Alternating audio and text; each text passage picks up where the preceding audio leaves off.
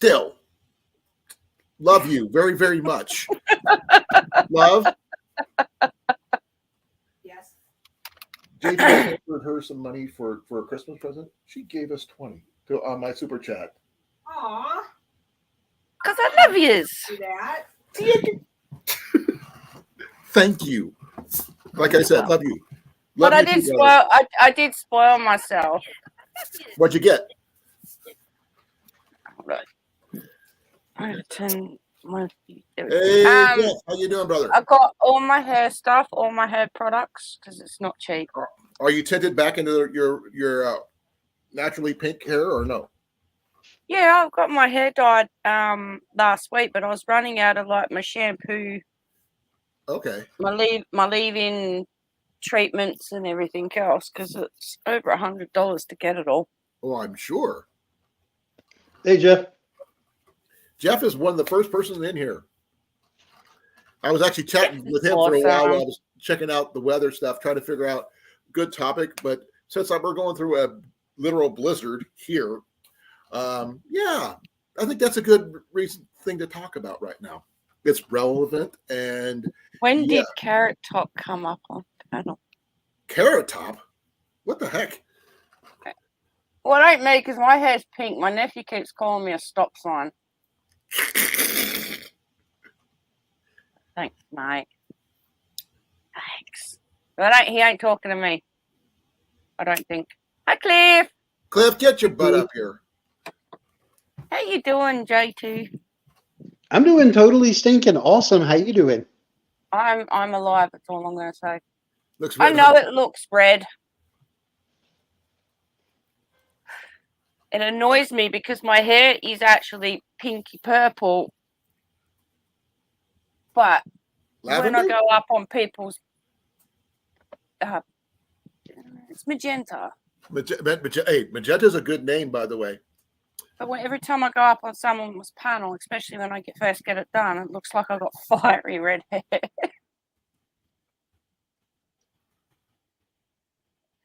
I was up here before you were, Cliffy.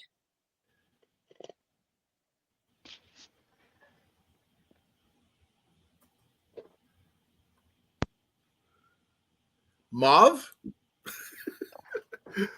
That's a good name. So, what's the temperature over where you're at in North Carolina, AT? Let's see. Let me check the latest. I know when I was out earlier, it was in the low 40s. I heard that it's one of the beaches in California actually had snow. Yeah. So it's right now it's 43, but sometime overnight and in the early morning, it's supposed to drop to like 14 degrees here. Oh, wow. You be safe, and I hope you have any plants you need to bring them in. Any pets you need to bring in. All my plants and pets stay in the house. Okay. Doesn't hurt to make sure. The coffee's right. Matter of fact, you can see it under my arm. You see that? Yeah. My coffee plants are right there. Yeah. Go away from the windows. And the dog and the bird are downstairs. Ignore random numbers. Okay. Cliffy reckons, I feel it's better to start a live stream solo than bring people up. Just my opinion. That's him. I'm fine with I like people to talk to. It's just my way of thinking. I'm gonna turn that on. There you are. Yeah, that's why I didn't pop up when I got the notification earlier. Oh, he's in your orange. He's wearing your colors. These are my colors. They're our colors. All my work shirts. I got yellow and orange work shirts are the only two colors I use. The only reason I'm wearing this is because it was the only color of the outdoor expo that the Deer Classic that I could get at the time. I don't usually wear blue. Well, I think y'all know my favorite colors are orange and blue. I know I've talked about it many a times. Yep. I'm wearing my favorite color. Pink. You are your favorite color. You are pink. Do you like the artist name Pink? No, not really. Oh, okay. I think she's pretty good. I do. I like her a lot. She was good back in the 80s. Hey, she's still good. She still sings. Does she? Yeah. Yeah. She actually married her current husband twice. They might be on like 4 or 5 times now. They keep on getting divorced and remarried, but the thing is, she asked him to marry her first. While he was in the middle of a motocross race. Yeah, it sounds like a distraction to me. I feel like I'm dark as heck today. You are pretty dark. I was just wondering about that. There you go. Was your light toned down or something? No, it's really weird. I had to tone it down the other day because I looked whitewashed on here on yesterday. I had to notch it. There we go. See, now I can see Colin. I'm here. Fox it. No, it's negative 12 here at the moment in the blizzard. So, yay! Yeah. Apparently, Denver lost like 35 degrees in one day. So far, I've heard of Kansas lost 3 people last night due to the cold. That's not good. No. Wow. And I didn't even know it got cold in Kansas. That's where the whole front went through. And the fact is, I mean, it's bitter out there. They said within 10 minutes you could pretty much get frostbite and die. It's that cold, especially with not including the wind chill. And right now, without wind chill, it feels like it's negative 38. But with wind chill, who knows how? I mean, let me see what the wind chill is for negative whatever. It feels like 28, or it's 28 degrees, but it feels like 38. And I was out there earlier, and it's honestly still pretty getting warm. I'm at 84. With wind chill, it's negative 31 right now. Yeah, I'm actually got a surprisingly warm week. Yeah, It's you nearly and 60 today. AT have the same temperature right now. So, which is really funny since you're on opposite sides of the country. Like literally. But you're landlocked and he's not. You're close to the ocean there. I'm 2 hours from the coast. I've been to North Carolina before. Actually, I've been through North Carolina before. I was going to a base down in South Carolina, so I had to go through that way. Okay. And I actually got to see the Navy ships at one of the ports there they have for the museum. In North Carolina, was that in Wilmington? Possibly, I can't remember. It was the first and only time I've ever been on a Navy ship. So I think that might be because they actually still have one of the battleships down there right now in Wilmington, and that's actually where I'm going to be, or very close to where I'm camping at the first week of January. Well, I hope you stay warm. I know it doesn't. It only takes a couple degrees drop in your central core temperature to get hypothermia. Right now, unless it changes, the temperature while I'm supposed to be there is 67 degrees.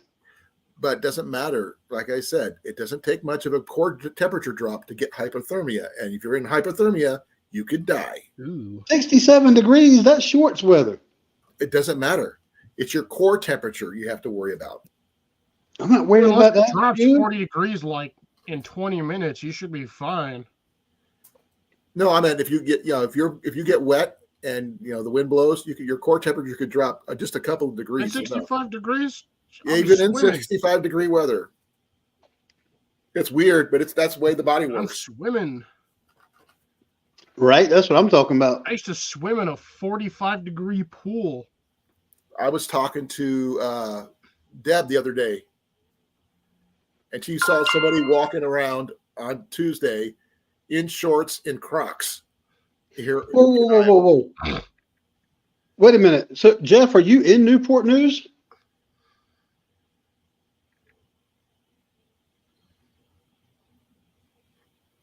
I think he's I'm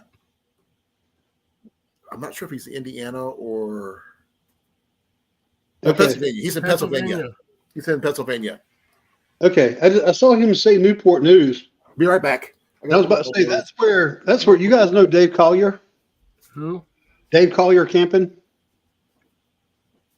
Yeah, No. he's in Newport News, and I was about to say if he was there too, because I want to try to get up with Dave and go do some camping at some point in time. And I thought Jeff was saying that's where he was at, and I was like, yeah, we could definitely get together. What's That's going on, about grilling and chilling with Mojo? that's about 3.5 hours from me, Newport News, Virginia, at least. Newport. Okay. We're done. So, He's in Pennsylvania. Yep. so Jeff, in Pennsylvania, are you close to Waynesboro, Pennsylvania, by chance? Why does that sound familiar? I've heard that name before. I just got posted. Hey Mojo, how you doing? Hey, Mojo. Hey, Mojo. Mojo's Jeff, been I'll here have to hit before. you It's up been on a while, but Facebook because at some point in time, I don't know when, but I'll be going to Waynesboro, Pennsylvania.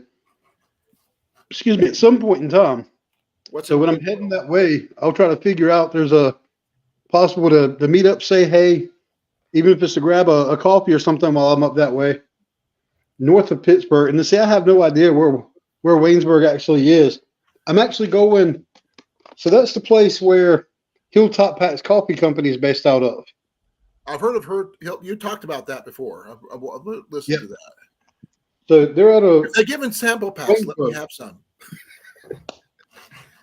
Here you go. I'm sorry, it's not a Willy Wonka vision type thing where I can reach over and grab it.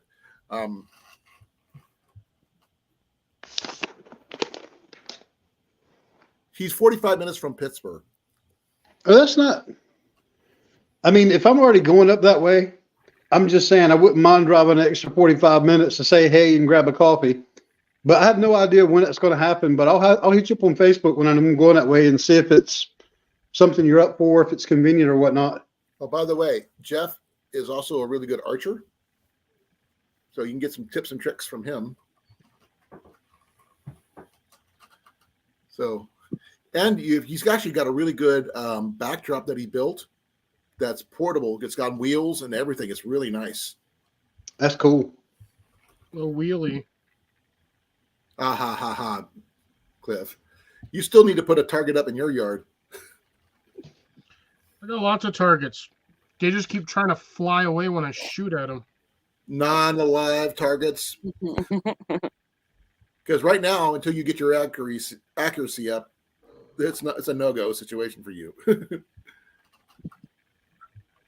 So in order to get my accuracy up, I have to, actually Shoot be outside and shoot. where I have sunlight. Actually, you can do it if you have some really good lights set up. You could still do a night shoot. And I don't feel like blinding my neighbors. They blind me enough as it is, so I don't feel like blinding them back. Actually, what would be all you need to do is illuminate just the target itself. As long as you can see the target, you can hit it. Cliff, with all the flashlights you got in there, you can blind them in half a second without even worry about anything else. Pretty much, yeah. I got one over here that shoots a spotlight 535 meters. It's a square. Look at this thing. This sucker is brutal. Will Cliff get snow this winter? I came like this close to buying a Baton 3 while they were doing their sale. I was like really close. That's the one that Olight likes, Colin. I got my little one. I keep on misplacing it and finding it again. Which I mean, What's over here? Here's mine. Here's mine. AT, here's mine. Nice. Is in the other box. Comes with its own little holster and everything. Is that the one that can start fires? I don't know if this one can start a fire, but there's the wall behind me.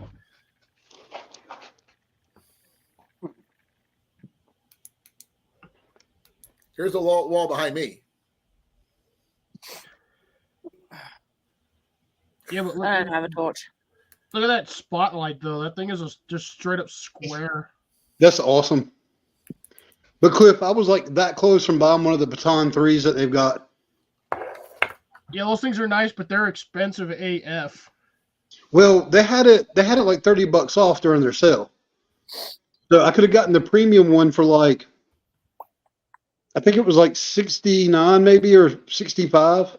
I came close. I didn't buy it. I was like, it's still Yeah, It's you not what told I me need I could right send now. you a discount code. I have since I'm almost a platinum member, so I have they give me coupon codes that I can give out to people. Nice. I'll let you know before I go make another purchase. Have you Jeff purchased says all that before? Waynesburg is. I've not purchased yet. Okay, when you make your account, let me know before so I can send you a friends it's like a friends and family link thingy. Okay. That'll get you like 10% off your first order. Well, I had made an account, but I can make another one. I've got plenty of email addresses. Oh well, then yeah. If you've already got the account on there, I can still send you a friends link. But it'll still get you the discount code. But if you can benefit from me making an account with your link, I'll do that. By the way, folks, I just realized the wind chill I mentioned earlier is wrong. It's -40. Hey, It's cold. that's a little nippy. Who's cutting glass? Say what? Somebody in the chat will get that. Anybody who lives in a state with snow or has snow should understand that comment. I didn't hear what you said. I said, who's cutting glass? Not me. I've been inside all day. And definitely not Jenny. She does not go anywhere near snow if she can help it. It's because it's glass cutting season, folks. Oh, yeah. Hey, Rob. How you doing?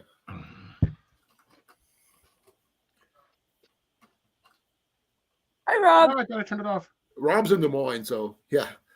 It's pretty cold. Hey, Rob. Inside of this thing glows. Can't see it on screen, but the inside it's like a glow in the dark color. Luminescent? We have phosphorus or whatever they use for like glow in the dark stuff. Phosphorescent then. Oh, I do have something that Ian picked up while we were at the Goodwill here in town. We found a very old school external frame backpack. Ooh. Yeah. Thing is, it was in really good condition, but he found something in it that he picked out of it and he went and paid for at the desk, when he checked out. Jason's about to staple his finger. Don't do that, Jason. It'll be bad form. I'm not about to staple nothing. Leatherman or Gerber? Leatherman. This is the free P4. This was my Christmas present last year from my dad. Nice Christmas present.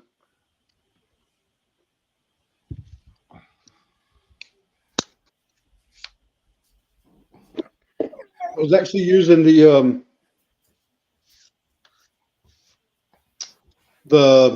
pry bar part on it because I couldn't get my fingernails underneath the tab to pull this up because I couldn't remember what size charging cable this used.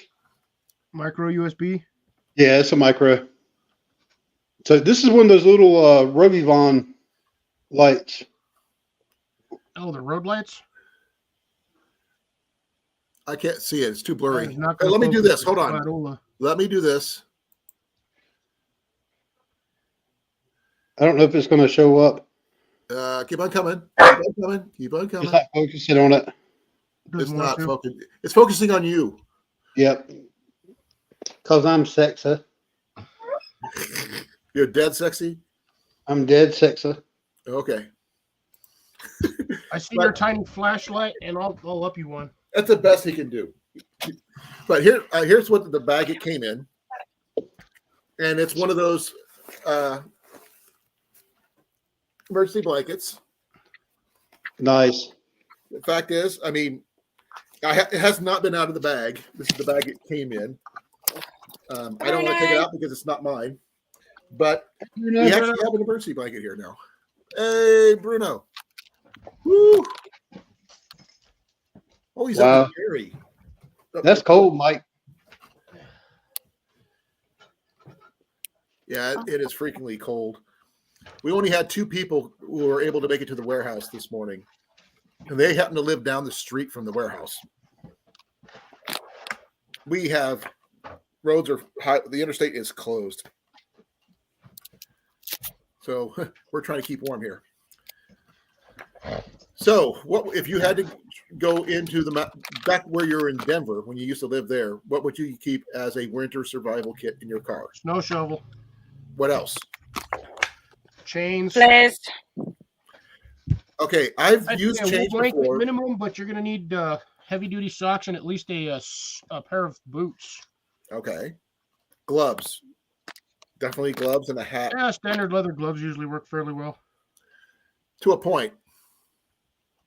I actually have a pair of they almost look like welder's gloves, but they're lined with a rubber plastic glove on the inside. Those things get hotter than Hades in the snow. That's good though, right? But also Oh, bad yeah. because your hands start sweating. That's not a good thing. I just don't know where they're at. Well, they're fairly breathable, but you still get really hot. I've got some Thinsulate fingerless gloves that have the little mitten flip over part. They work really well. Yep.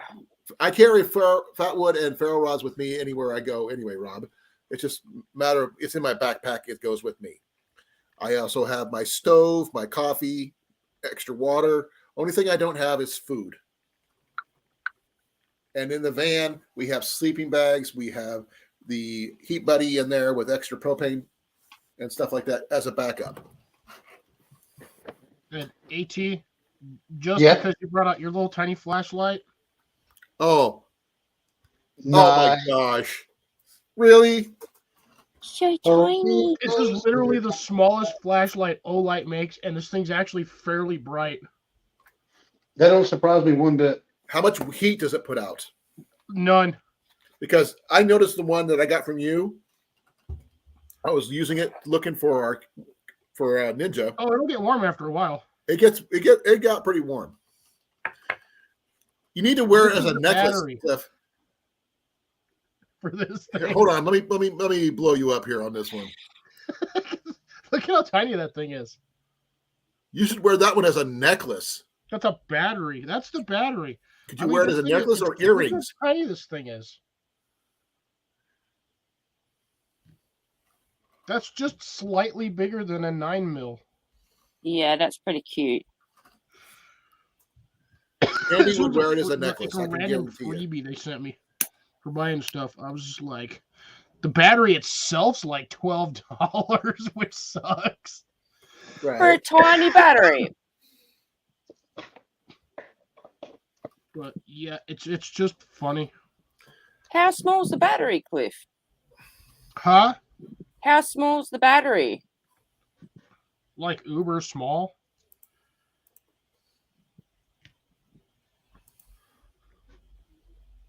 Oh. And they want $12 for that battery. Yeah. This looks like a pen ink cartridge for like a zero gravity pen. Yeah, that's what I was going to say. Something tells me we were not going to see. Hey, Mike, how you doing? What's going on, Mike? Do you have any snow down there yet? Hi, Mike. I think it was heading. Let's see, where was it? It was a beach in Canada, California that was covered in snow. Mike, just keep your pipes running like a steady stream at night, and your pipes won't freeze.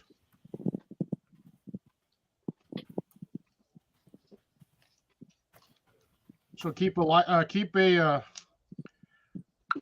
going in the kitchen, the bathrooms. If you've got your bathtub, keep your bathtub running just a little bit. It will actually help maintain your stuff so it doesn't freeze at night. About to say, is that so it doesn't freeze because it's so cold? Yep, drip the hot water. Yeah. Fanoodles are your friend. They'll help insulate your pipes if you don't have regular pipe insulation. Also, keeping wool blankets in your vehicle as well is also a good thing as well. I actually picked up a sleeping bag liner to go with my sleeping bags one of the sleeping bags I have in the van, but we just haven't. I didn't have a chance to take it out there yet. It'll make a cold weather sleeping bag handle colder temperatures, but not by much. But it will increase the R value.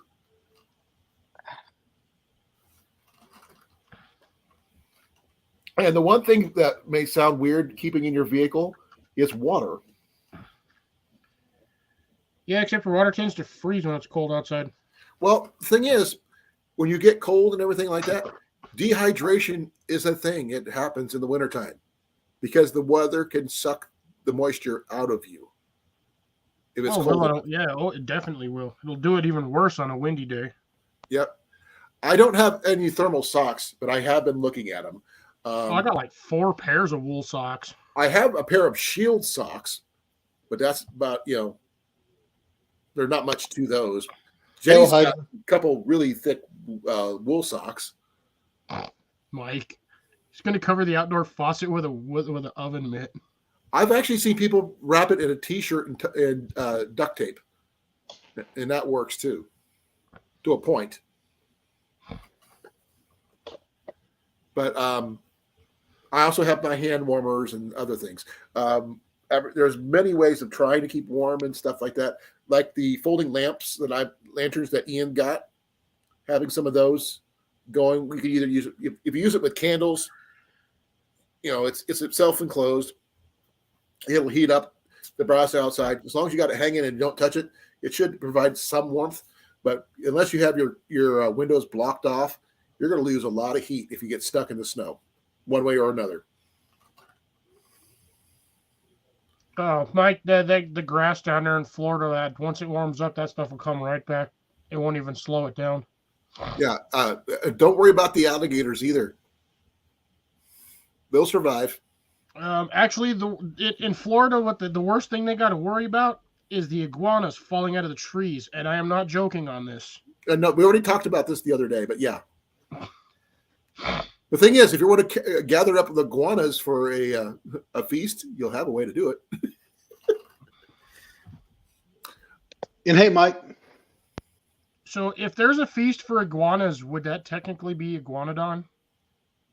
That's a whole different animal, literally. Because there's such a thing as an iguanodon. Celebration of life or whatnot. Oh my God. The god of iguanas is the iguanodon? No, Godzilla. Come on now. Godzilla. You got to say it right. Gojira. Oh, Rob has had iguana. Or, to quote, please forgive me, Mandy, Paul Hogan, guanas. That's how he pronounced it in the movies. So iguana. No, he called it guana. He didn't say iguana. He just said guana. Don't ask me. I mean, I love his movies. Paul Hogan is amazing, but I haven't seen him in forever. That is the reflection off my TV. Quit trying to blind everybody, Cliff. What foods would you guys carry in your emergency kits?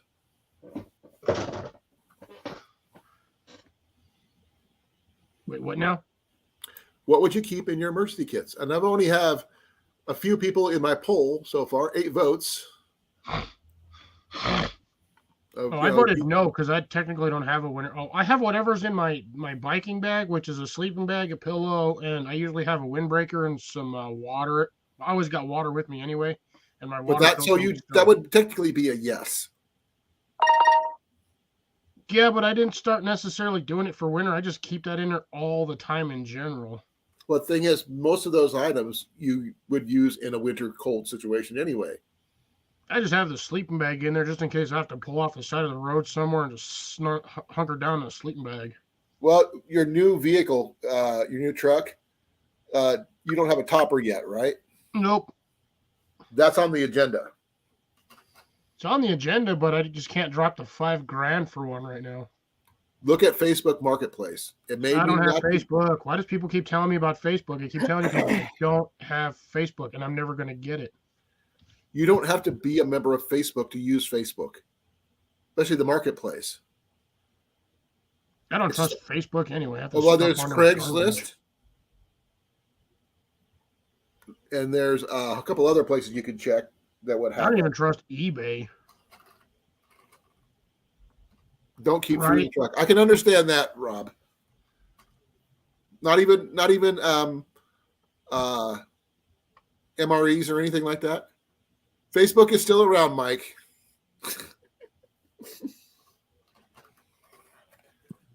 Now, I got hand warmers. I've got a couple other things. I do have extra fuel for my my stove I carry with me.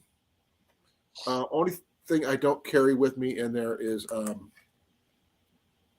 the wood for my wood gas stove, but that would be like a last resort if I had to use that.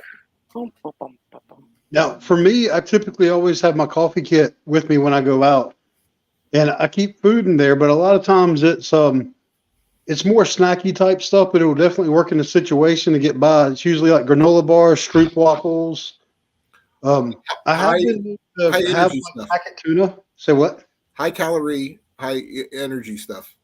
Yeah. That's what you need in a that kind of situation to keep yourself going. Yes, I know you could use your pew pew. It's okay. But it's also not uncommon for me to have one of the tuna kits. That's like the tuna salad kit comes with like the crackers and stuff like that. Little packet of mayonnaise. I use those when I go. The tuna creations are really good for something like that for when you go backpacking, as well as keeping them in your vehicle. So but once summer comes, you take all that crap out because once it gets hot, it's done. So. Well, like I said, I keep a lot of stuff. I'll keep it in my haversack, which it won't stay out in hot vehicles or even if it gets really, really cold. It comes in the house and it goes back out. And that way, too, this way I can check the supplies and make sure everything's resupplied in it. Right. I need to redo my med kit like regularly because, for one, it can't handle the cold or heat too much. With exception of, I do have some hot hand stuff, those are always good to have. Ian's got some new gloves that allow you to put them in the backs of his gloves to keep his hands warm. You pick those up. It cost him a little extra, but it was well worth the payment to keep his hands warm. I carry my bow with me in my vehicle. And Cliff knows which bow I bring with me. The one that can actually handle the weather. I have a longbow I carry. Yeah, and I have to go through my med kit as well because I keep like medications and stuff like that. I've got a prescribed medication, so I rotate that out often so it doesn't expire. But I always keep a few of those around with me in case I get in a situation. I've got my blood pressure meds. I keep at least aspirin with me at the very least. That's a given. I have some other stuff, but I have a 4-pack that I carry, just not very much, but I carry a bottle of aspirin. Yeah. So, because I'm required to take that no matter what else happens. As long as I have the aspirin taken, I'm covered for most situations. But good old pickle juice. Oh yeah, pickle juice shots. Now you can make pickles popsicles. At least where I'm at, anyway. Yeah. I'm not sure how good frozen pickles are, folks. I wouldn't know. I've never tried frozen pickle juice. And I used to drink pickle juice just like straight out of the can or the jar. Didn't you do it on live once? No, that was somebody else. Did that live once. I can't remember. Yeah, right. JV. Probably. It wasn't Tyler, though, was it? Maybe, I don't know. Well, possible. It wasn't me. I can tell you that. I mean, Pepsi and turtle. I like trains. Pop-Tarts are a really good one to keep in your vehicle as well. Hi, Blake. Hey, Blake. Long time no see. Hey, Blake. Yeah, Pop-Tarts don't care whether or not they get hot or cold. Yeah, Pop-Tarts are good either way. But I prefer the chocolate ones. But I do like the blueberry ones, too. Those are the only two I really like. But they work really well for keeping high energy, high calorie items like that are small. Yep. Pop-Tart bites. So I really like these too because I usually just grab one of these packets and throw it in my kit. Right. Well, the thing is, for something like that, if you're going to be on the road, if you know less than a day, that'll probably work. But if you're going to be out overnight or something like that, I would put in a lot more than that. Well, if I'm going out overnight, I'm going to have like full meals. If I'm doing any kind of overnight thing, I know I'm going to be gone for at least a day or two. Mm-hmm. Even if I'm not necessarily backpacking or camping, there's going to be supplies in the car for that amount of time. Yeah, for the amount of you, your family, of course, and whatever situation you're gonna may or may not be in. I always if my family's with me, I mean, my meals are taken care of. Worst case scenario, I'll just recreate that movie alive. No, you won't. I can do that. And I hope she gets better, Ajax. I'm sorry to hear that, mate. Sorry to hear that, Ajax. It is something that she can pull through easily, Ajax. I really appreciate that you came and let us know, and our thoughts and prayers are with you. Yeah, Mike, I agree with you on that too. I can't do the bag of peanuts. Yeah. You have a peanut allergy or nut allergy, right? Nut allergy, yeah. Nuts and mushrooms. Colan's kryptonite. And penicillin.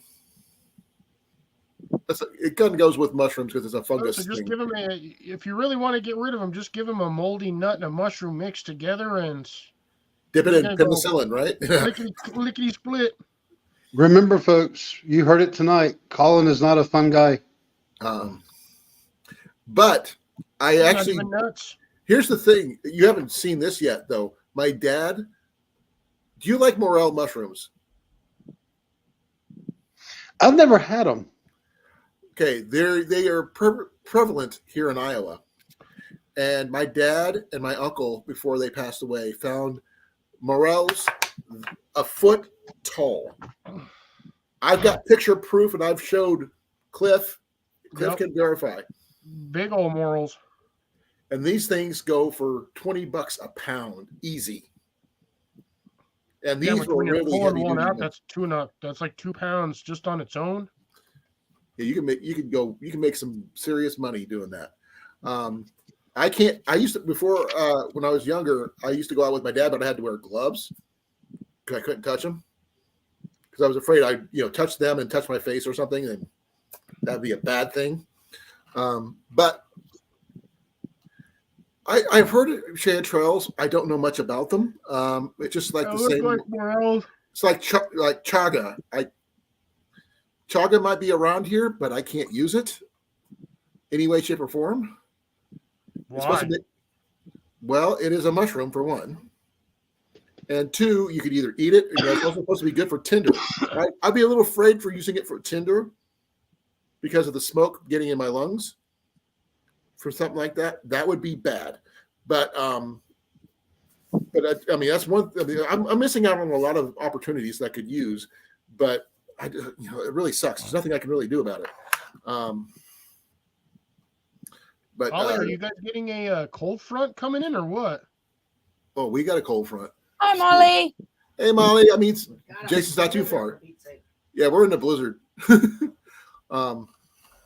Jason's under the house protecting the pipes from freezing. Well, I'll put a space heater or something down there. Another good thing to do is put, if you can afford them, obviously, is hay bales around the foundation of your house.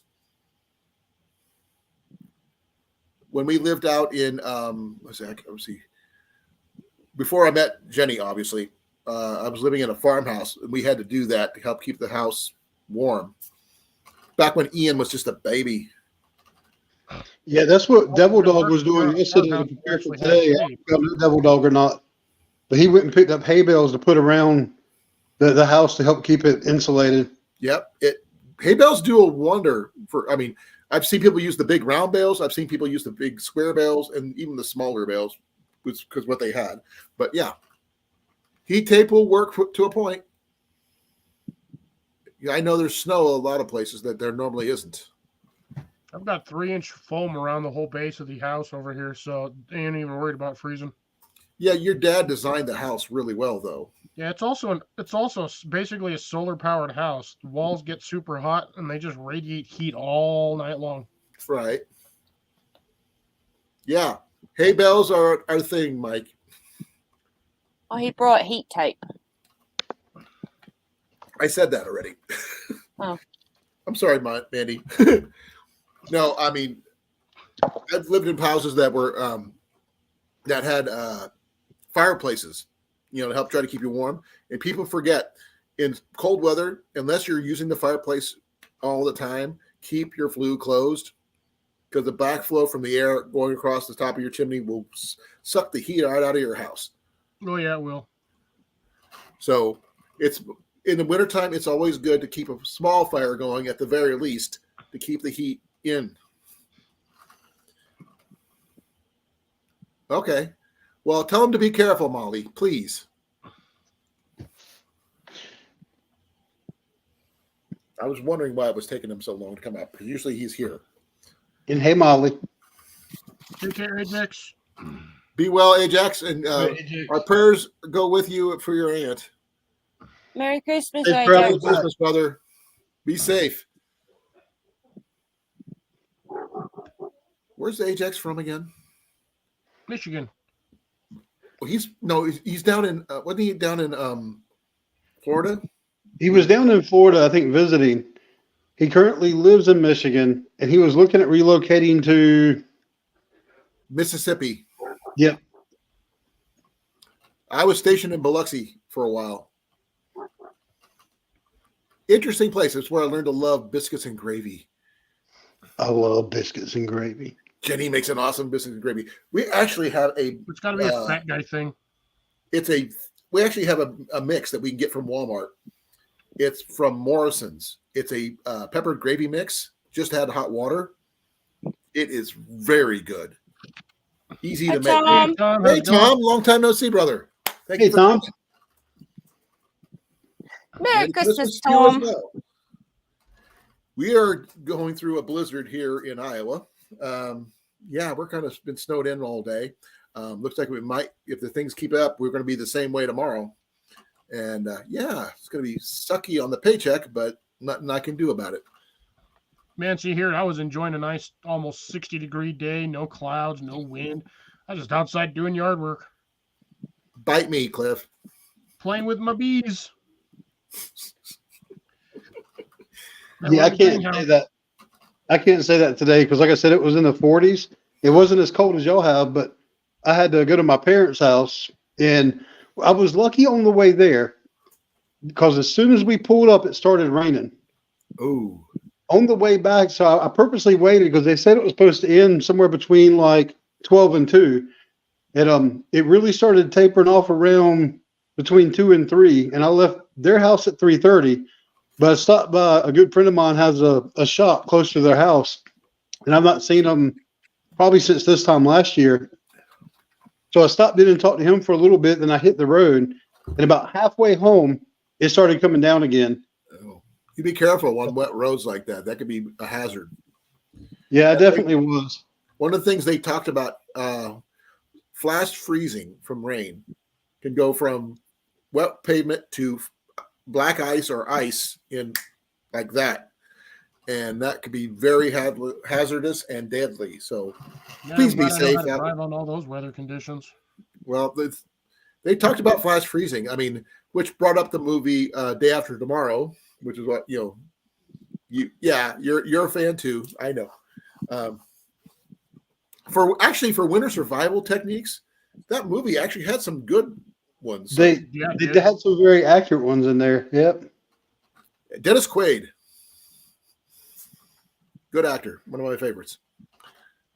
So, although the whole lighting of the stove in the kitchen and lighting all the burners to get that going. Oh, he broke off the burners. Yeah, I would say that's a great idea, but also a bad idea because remember they came through the ceiling. So if there's a gust of wind and it blows that stuff out and that fills that whole room with gas, the minute someone hits a switch, that place is gonna go boom. Well, the thing is, he had them lit before he broke them off. Yeah, taking the torches. So that would probably be not as an option because there was no time for it to build up gas. But there's no saying how long that gas is going to run because it's natural gas. Hey, South. Yeah. Hey, South, how you doing? Lines, basically. I'm staying plenty warm south. It was like almost 60 degrees today. I said not to worry about. Hi, South. For you, anyway. It's like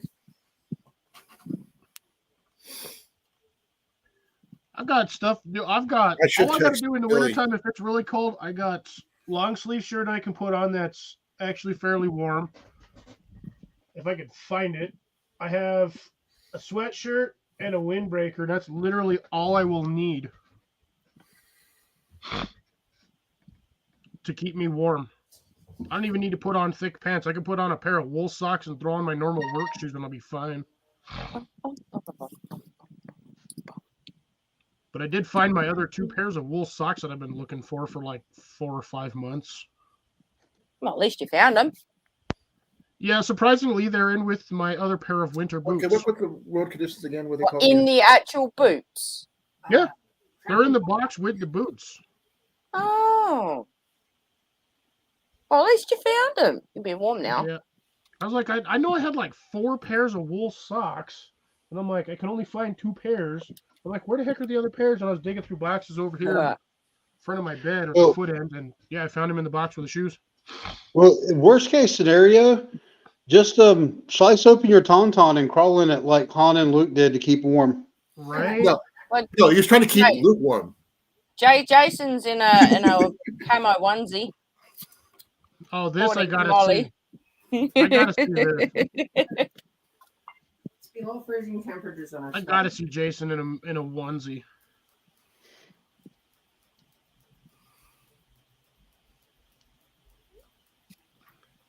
I got this for Christmas. So Jenny got some stuff for Christmas. Ooh, nice. Very nice. Fancy. No, tell them where it's from, hon. Greece. From Greece. Fancy. She also got a coin purse as well. Awesome. That's Very I nice. like that. My friend Jan from work went on a Mediterranean cruise and she brought me this stuff. Let me see here. Yeah. Okay. Here's the price tag here. It's in Greek. I can't Blurry get it to focus. AF. I can't get it to focus. Dang it. No, I tried. Oh man. I just messaged my boss that if the roads are still travel not advised tomorrow, I'm not making it in because there's no way I'm traveling out there. Well, the good news is if you can't travel, neither can your delivery truck, so you're not even going to get a shipment. Wrong.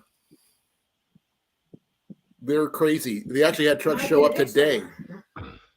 And we had a couple guys who actually lived close to the warehouse. They actually made it in. But there's no way I could make it in. But I'm just letting them know if it's travel not advised tomorrow, I'm not even leaving the house. Because she says it's going to be blizzard until Saturday morning. I had to walk to work one time in a blizzard because my truck got stuck in the driveway. Okay. I couldn't even get it out of the garage. It was like question for you, Cliff. 4-foot snowdrift up the back and side of my garage. Is that when you lived in Denver? Yup. Okay, if you had to walk to work because your truck was stuck, how could customers get to your workplace? I worked in a bread factory. Oh, okay, that's different. You know how to make bread? I worked in a production factory. I used to work for Sarah Lee. Oh, that's right. I didn't know which part. You just said you worked for Sarah Lee. You didn't mention which part. Oh, it's all in one building. The whole building is basically production. So you got your breads, buns, not bagels. I didn't work on the bagel side, but yeah, it's all in one building. They make really good English muffins. Yeah, that one is the St. Louis one, I believe, makes the bagels. My location up there didn't. We just did bread, buns, and hot dogs. Well, I would say I said English muffins, not bagels. But yeah, Jenny's supposed to be making bread maybe tomorrow. It was supposed to be today, but didn't turn out that well because we're still trying to find all our bread pans and other stuff. It's going to take at least a couple hours to do that. But on a good note, we found. Give me a second. Oh, I got to go get it. I'm stealing your cookbook, hon. Where's that?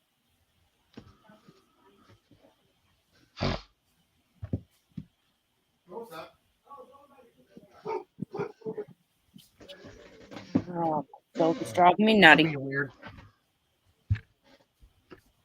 Jeff is apparently watching his granddaughter. Okay. This is actually pretty cool. We found this while we were at the Goodwill outlet store on Saturday of last week.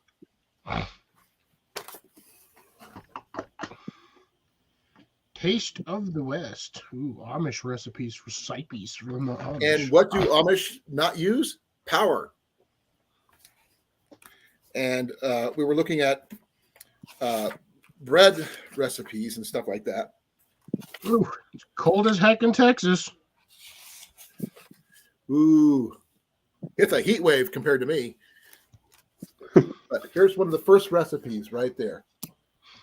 Amish friendship bread. Nice. That's a really good bread, by the way. You can actually give out starters to people, which they can cultivate themselves, and you can make enough to make your own bread and give it to someone else. That's like sourdough. Yep, not a sourdough. It's not sour. It's no, but sourdough, you do the same thing. You start your sourdough starter, and then you just take some out, and you make your loaf of sourdough, and you just add to the starter, and it just keeps going. Yep. And they got the same starter for like weeks. Oh, this one here, I'm sorry, this sounds wrong. Onion deal bread. Yeah, I know. Onion cheese bread. I've heard of that one, actually. Tomato bread. This is the one I want right now. This is for you, AT. Coffee bread. Coffee bread. German coffee bread. Remember, most Amish are German. But yeah, if anybody wants any of these recipes, let me know. We'll copy them down and we'll send them to you. Because 90% of 100% of all Amish are Amish. No, they may be Mennonite. You never know. Does that mean they would have Mennonite friendship bread instead? They might. They might. But here's one for Jenny liked. Sub buns. Sub buns. But here's a good one for Iowa. That's a good one for North Carolina. The thing is, there's that one there. The word baking soda in things, man. That stuff tastes so bad. And there's that one. Oh, there's the regular one. Yeah. There's I mean, oh my gosh. Apple fritters, folks. I love cornbread. Kolaches. Kolaches? Give me a second. I think I said it right. I never heard of that. Kolaches. It's actually pretty common around here. We have a very large Amish community and Mennonite community here in Iowa. The Kelowna place where I was supposed to get the cheese and stuff and butter from, it's all Amish run. Yeah, we have like no Amish that I know of around here. Not saying they're not here, but I don't know of any. They got one for cinnamon rolls. Yeah. Rolls. I wish I could find a copy of this, but Jenny did find a copy of the book that she lost in our last move because it got wet and it basically disintegrated on her. And it was How to Cook Anything is what the name of the book is. So we need to send a book like that over to Hawaii. Oh, like this or like the How to Cook Anything for How to Johnny? Cook anything, because that way they can tell you how to cook a chicken. But the problem was when you're cooking a chicken, you throw a rock in there. When the chicken is done, you eat the rock. No, you need to send it to Hawaii because all they know how to cook over there is just about a spam, or at least that's all they want to eat. Hamburgers. Oh, Johnny actually is a fairly good cook. He's a professional. Our friend Johnny. He's a professional spam cooker. Okay, let's see here. Okay, this one here just sounds wrong, but you guys might be able to recognize it. I have never heard of it. Pumpkin whoopie pies. Whoopie pies. They're like moon pies, but not quite. They have snickerdoodles and Ranger cookies. Mike, so do we all. We all miss him. Eventually, he will come back. Eventually. Why? Just don't know when. He's been posting. He posted this morning. But I'm not. Let's see here. He posted a Scout's Table like a day or two ago. I just haven't had a chance to watch it because I haven't watched his latest one yet. That's a solid. Oh, 58 and raining. That's still shorts weather. Come on, South. It's negative 11 here right now, which is about negative 40 wind chill. Sounds warm. Here's a good one for you, folks. I'm not even going to. Chicken. Do you know that somewhere somebody actually posted on a live the actual 11 herbs and spices from KFC, and that dude got taken down so fast? This is not KFC. This is actually Kentucky Fried Chicken. But the thing is, there's a guy actually who knows the actual recipe, and they don't use the original recipe anymore. They changed it. It's And just taste over the years. Here's the thing. He is the great-great-grandson of Harlan Sanders? Sanders, yeah. And his name is Harlan. And he is a colonel. So he's the relative, surviving, relative of the Sanders family. Well, Mike, officially, I don't think they're called Kentucky Fried Chicken anymore. I think it's officially KFC. Yeah. Is the actual name of it. They don't actually have Kentucky Fried Chicken on the signs anymore. They actually do a lot of stuff mixed together with Taco Bell. Yeah, which is gross. And those are the worst when they're together. The food in the combo stores has always been subpar. It's not like either one's necessarily the best around anyway, but it's just, I think, too much different things that the same people are trying to do at one time. Damn, Denver got a snowstorm. It's -3 in Denver right now. What's the main dish of North Carolina that people like to make? AT? Soup. Nope. Pork, pulled pork, Is it? barbecue pork, barbecue pork. In North Carolina, we've got like 3 different styles of barbecue pork. Okay. It's funny.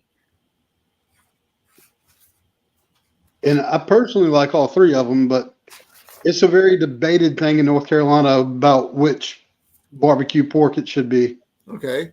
Well, but I'm going to ask Mike, since he's and South. They're both from Florida, and I'll ask Cliff, since he's from New Mexico. Dude, What is anything your with chili in it? say? What? Anything with chili down here is a staple. Jenny made chili earlier this week, but I've been having issues with it. My stomach, it just gives me gas. Jenny will not touch Chick-fil-A if you paid her. Oh, Chick-fil-A is gross. Chick-fil-A is poor man's KFC. Poor man. Chick-fil-A costs like $15 for a freaking sandwich. And they treat you bad on top of it? I don't know about the treating bad part, but they're expensive. Let's see here. I won't touch Chick-fil-A. The first and only time I ate there, that food was disgusting. You happy stuff? Does anybody know what cowboy cake is? I'm Sounds asking. I have familiar. no clue. I have no clue. I actually didn't know Ranger cookies was a thing. I had to look those up when you put that up there a second ago. If you want the recipe, let me know. I'll just give it to you. Well, I've actually I googled it. There's like tons of them, and they actually sound really good. So I'm gonna have to try them. Oh, Jeff says check your messenger, Colin. Okay, give me a second. I haven't been to Facebook yet. Jeff always messages me on Facebook. Don't know why. He's on the live right now. You just asked the question there, Jeff. So it's -6 in Denver. That is cold. Hillbilly Cooking too. Ooh, I want a copy of that one. Confederate coffee. Made with the blood of your enemies? No, they're using acorns hulled and smashed with some wheat and barley you stole from and roasted over a fire with a handful of parched corn pounded, Sweetening, use honey or sorghum, which has gone to sleep, granulated. Put it in a kettle and build a fire, spelled Farr. Bill it till it's thick. And if you like, thin it with a clear hot water strained through your teeth. Now shut your eyes and swallow. Okay. Smaller. Okay, here you go. I'm gonna show you guys that one. That was just hilarious.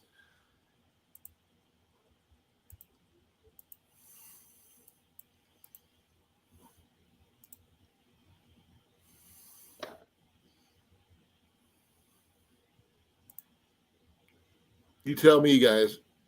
Read it out loud. That sounds interesting. Soldiers trading with Yankee soldiers. I want a copy of that one. Hilarious. If you guys want a copy of these pictures, I'll send them to you. Coffee bean, green at that. Many a time I heard old soldiers tell how they got desperate, and this was how they made do. Now that's what I read to you earlier. Tinkling acorns, holding smashed. And there's what the cover of the book looked like. Oh yes, that's why hillbilly cooking. Yeah, and there's the last one. Poor folks coffee. Poor folks coffee. In the Civil War days, a lot of folks, including Johnny Rebs, fix it up this drink. Hold out a handful of small acorns, one handful of cracked wheat, roast, pound in mortar, boil, and add sweetening like honey. God, why did I read that whole thing like I was from the South? I was wondering what you were doing there. I was like, oh, dude, it just started after I started reading. I'm like, what the hell? Do you have ADD by any chance? No. Oh, okay. Teachers all thought I did when I was younger. That's just because I had a high level of energy. He's still talking like he's in the South. He's an animal. I'm stuck. Now, if you could send me a copy of that one, Jeff, I would greatly appreciate it. Even if it's just a photocopy, that'd be fun. But especially send it to AT, especially the coffee stuff. I mean, I think you'd get a kick out of it. Would he try it? Probably not. Jeff, you can just send me the pictures of what you sent Colin on Messenger, because I think we're both connected on Facebook as well. Give me a second. I got to share this with you because this is ridiculous for Denver. I'm assuming you know who I am on Facebook. I use my first and last name. Coffee and Camping /Jason. If you can't find him on there, he might be known as that orange guy.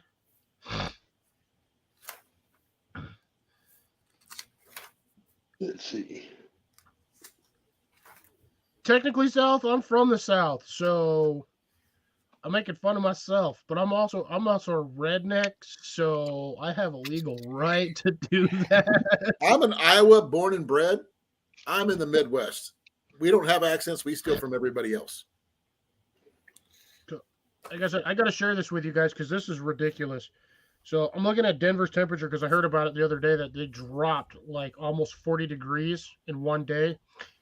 Wrong. It says we saw a drastic temperature drop on Wednesday at Denver International Airport. According to the National Weather Service in Boulder, at 3:53 p.m. it was 42 degrees. 1 hour later, it was 5 degrees, dropping 37 degrees in 1 hour. Wow. That is unprecedented for Denver, even at the peak of Pikes. It does not drop that cold that fast. Well, it's cold here. I can tell you that. That is a massive heat sink that just sat on top of them and just slurped all the heat away. That's what flash freezes do to you. Yeah, that right there would be a flash freeze. They warned about that a couple days ago. Hey, yeah, which is weird because it usually does not happen in Denver. We get the cold, and you can tell it slowly gets colder, but it's over like hours. It's not a 40-degree temperature drop in an hour. That's 3/4 of a degree every freaking like 2 minutes. Oh, man. Thanks, Jeff. Appreciate it. I got you on Facebook, don't I, AT? Yeah. I'm just double checking.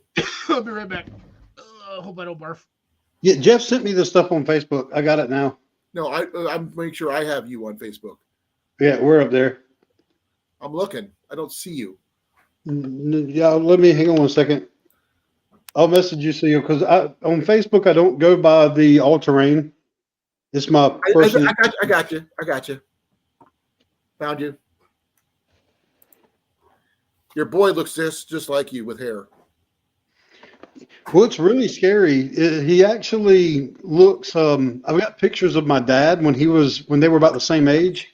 Yeah. He looks like identical to my dad. I got a picture of my son and my dad when they were similar age, and it looks like the same kid. Oh wow! Now whose personality does he have? Yours or your wife's? Yours. Maybe I don't know. He's definitely got his own personality. Well, my boy's got my sense of humor. He doesn't let it out, but when he does, oh my God, I can't keep a straight face around him because he's making me laugh too hard. And he's got my love of certain things like gaming. Yeah, I can understand that. Jenny is a World of Warcraft fan, just to let you know. So if you are playing World of Warcraft, the newest one, I got her that for her birthday. Nice. No, she's been playing for years, but I had her account reactivated for her birthday, so she's happy about that. And so far, my new computer is doing better than my last one. Awesome. It's a little smaller, but it's actually got some features that the other one didn't have, and something I haven't really used much, and that's the touch screen. I don't know what to do with the touch screen, to be honest. Wow, Mike. There are a lot of animals and stuff are going to freeze in Florida, probably. Is it going to touch you at all, AT? Yeah, we're dropping down tomorrow. We're supposed to be like 14 degrees. Are you guys ready for it, though? No. Mentally, definitely not. Yeah. I'll just tell your kids and your wife to be safe. I will do. My kids aren't even here right now. They're at my parents' house. That's why I went to my parents today. So they'll stay with my parents, and then on Christmas Day, they'll come back here to do. I'm cooking all the food, turkey and stuff like that. They'll come here. That you bought? Yeah. Yep, the ham, and I've got a turkey as well. It'll be like 9 of us in total. So I've got the turkey, I got the ham, but they'll come over and they'll do Christmas dinner, Christmas lunch here. And then they'll leave and go back, and my kids are going back with my parents, and they'll stay with them until the following Sunday, which I'll go pick them up then. And then once they get back here, I'm leaving and I'm going camping. Right, it's what you said. Oh, wow. Jeff, that's cool. The first one was put out when I was 1 year old. No. Stop giving me lip. Hey, Booster. Do it, Booster. Oh, wow. Mike, you be careful, Mike. Yeah, Mike. We wish it was above zero here, but it's cold. I mean, that's 22 degrees in Florida is like saying, negative 15 for Colan. Or maybe even worse than that. Probably a lot worse because Floridians can't handle that 22. Neither can Texans. I can't either. Texans can't handle it. But would I go out in it if I had to? Yes. Would I like it? No, but I would still handle it. I was surprised last year when I went camping in January. That's becoming a thing for me now. It dropped down to 18 degrees, and it didn't really bug me too much. Now, I had a way to keep nice and warm at night. Right. But I didn't go, I didn't stay in there at nighttime. I stayed outside all through except for nighttime. I stayed outside all through the day. Right. I just kept a nice fire going, and the problem was the water kept freezing over. Also, if you do have like a heat buddy or anything like that you're using, keep warm, turn your tank, and you have the external tank, not just the little 1 pound bottles. If you have the external 5 gallon thing, turn it upside down. when you use it. Otherwise, it won't work. The cold weather will cause all the fuel to condense to the bottom. So you flip it upside down, it'll work better. Yeah, I know, Mike. We know you Floridians are, solar powered, so to speak. I mean, just. Oh, I forgot to show you guys something on Tuesday, except for those last people who are there at the tail end of my live. I'm showing you guys something. I didn't get a chance to show you guys yet. Our Christmas tree. Merry Christmas. Could you please plug it in, love? Burn it to the ground. No. We don't have flashy lights on it. We got lights from the Goodwill for a couple bucks. And we got everything on there is Goodwill, except for the star, which we got from Dollar Tree. No, we got that. From Goodwill, too. We did? I thought we got it from Okay. Except for the tree itself. I lost everybody. Oh, he sent me 2 more pictures. Okay. I would think the wintertime would be the one time Florida doesn't have humidity because it all freezes and drops to the ground like little frozen raindrops.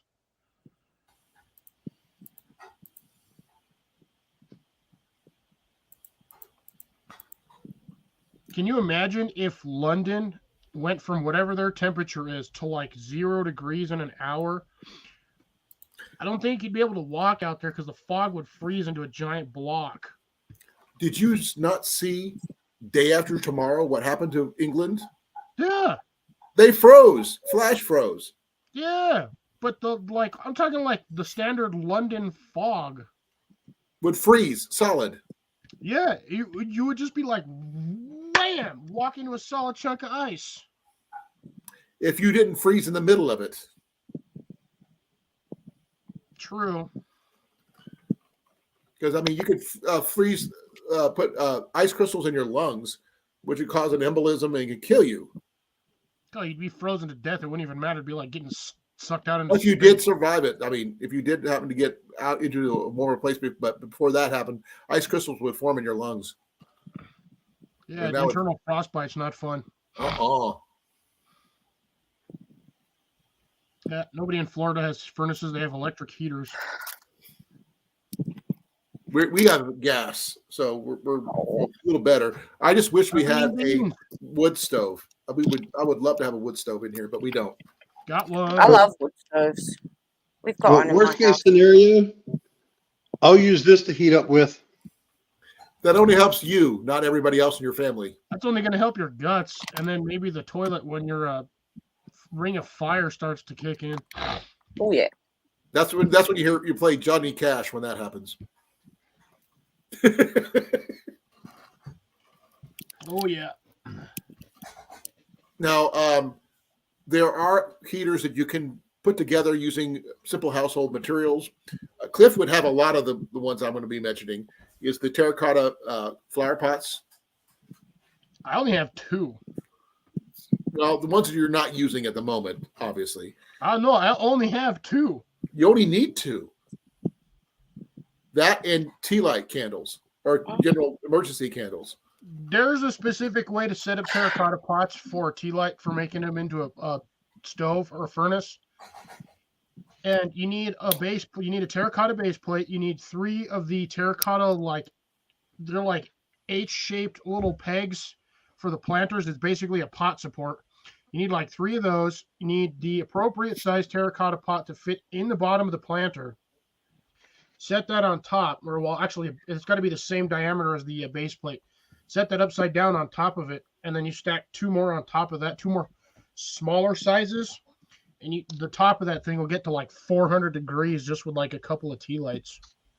Yeah, and you can get a bag of 100 tea lights for like $5 or something like that, or not more. I don't even need tea lights. No, if you don't have them, you can. That's how much they cost. That's what I'm putting out the price here. I got a whole bunch of these. These are like 50 hours each. I throw 3 of these in there, and that thing will be hotter than heck all day long. Well, I've got my oil lamps that could do the same thing. The little ones that the folding ones come with those little brass ones. Do the same thing. And I've got plenty of oil lamps in this house. So Yeah, I like your oil lamps. You know me, Jenny and I have a lot of emergency oil lamps for the house. Yeah. And we just need to get some more of the appropriate oil, because the ones I want to get is the give me a second, I gotta look that one up. Ugh. If I have to, I'll just burn chips. Although I don't have a lot of chips to burn, which is kind of sad.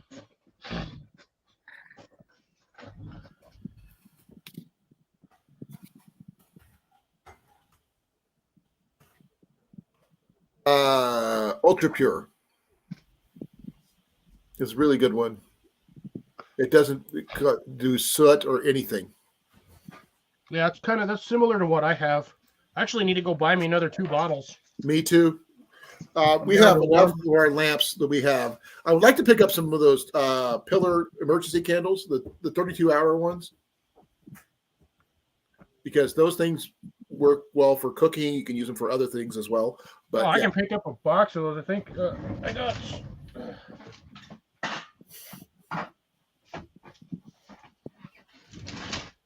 Oh, I ran over something.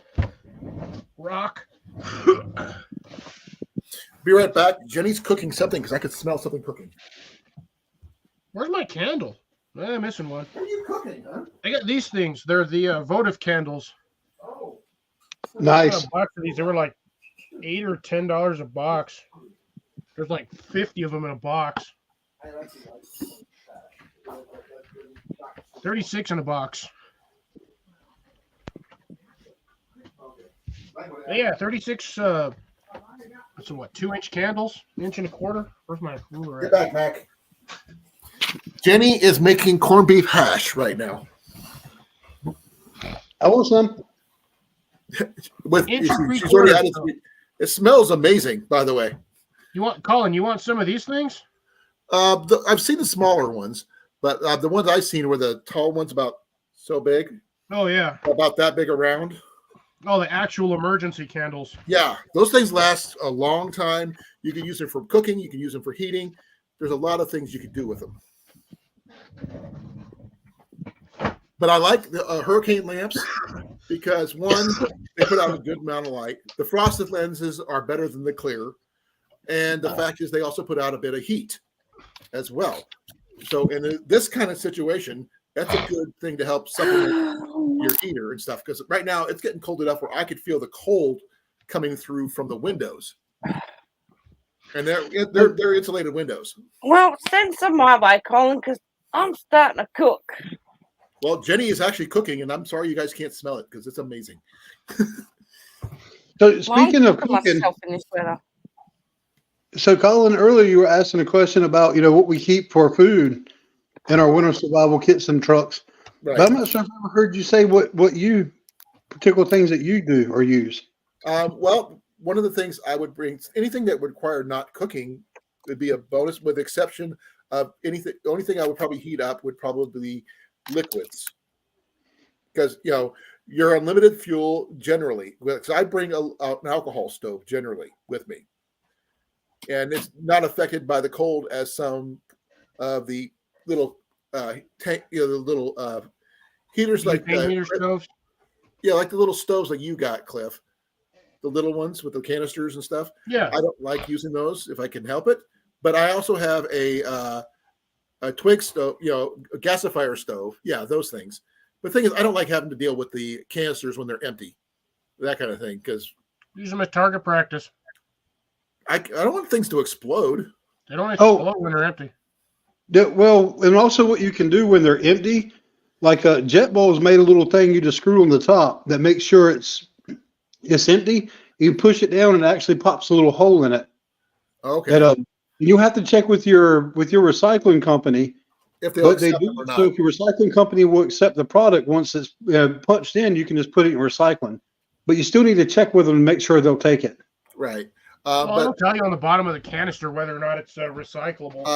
the only thing I don't put in my for food, I would not do ramen. I don't like I can't handle the salt that the paper packets have. It's just too salty for me. but the noodles would be good. The tuna creations that we mentioned earlier, they're not too. If they're frozen, you can put them against your body a little bit to thaw them up. But those will provide some energy for you. Energy bars all will provide some kind of thing. Jerky is a good thing, but you know it only good for so much. You don't like frozen jerky; it sucks. I was about to say frozen jerky would not be a great thing. No, but there's one thing I don't mind frozen. It may sound weird. I like Three Musketeers frozen. I'm right there with you. And I will eat those cold. I don't care.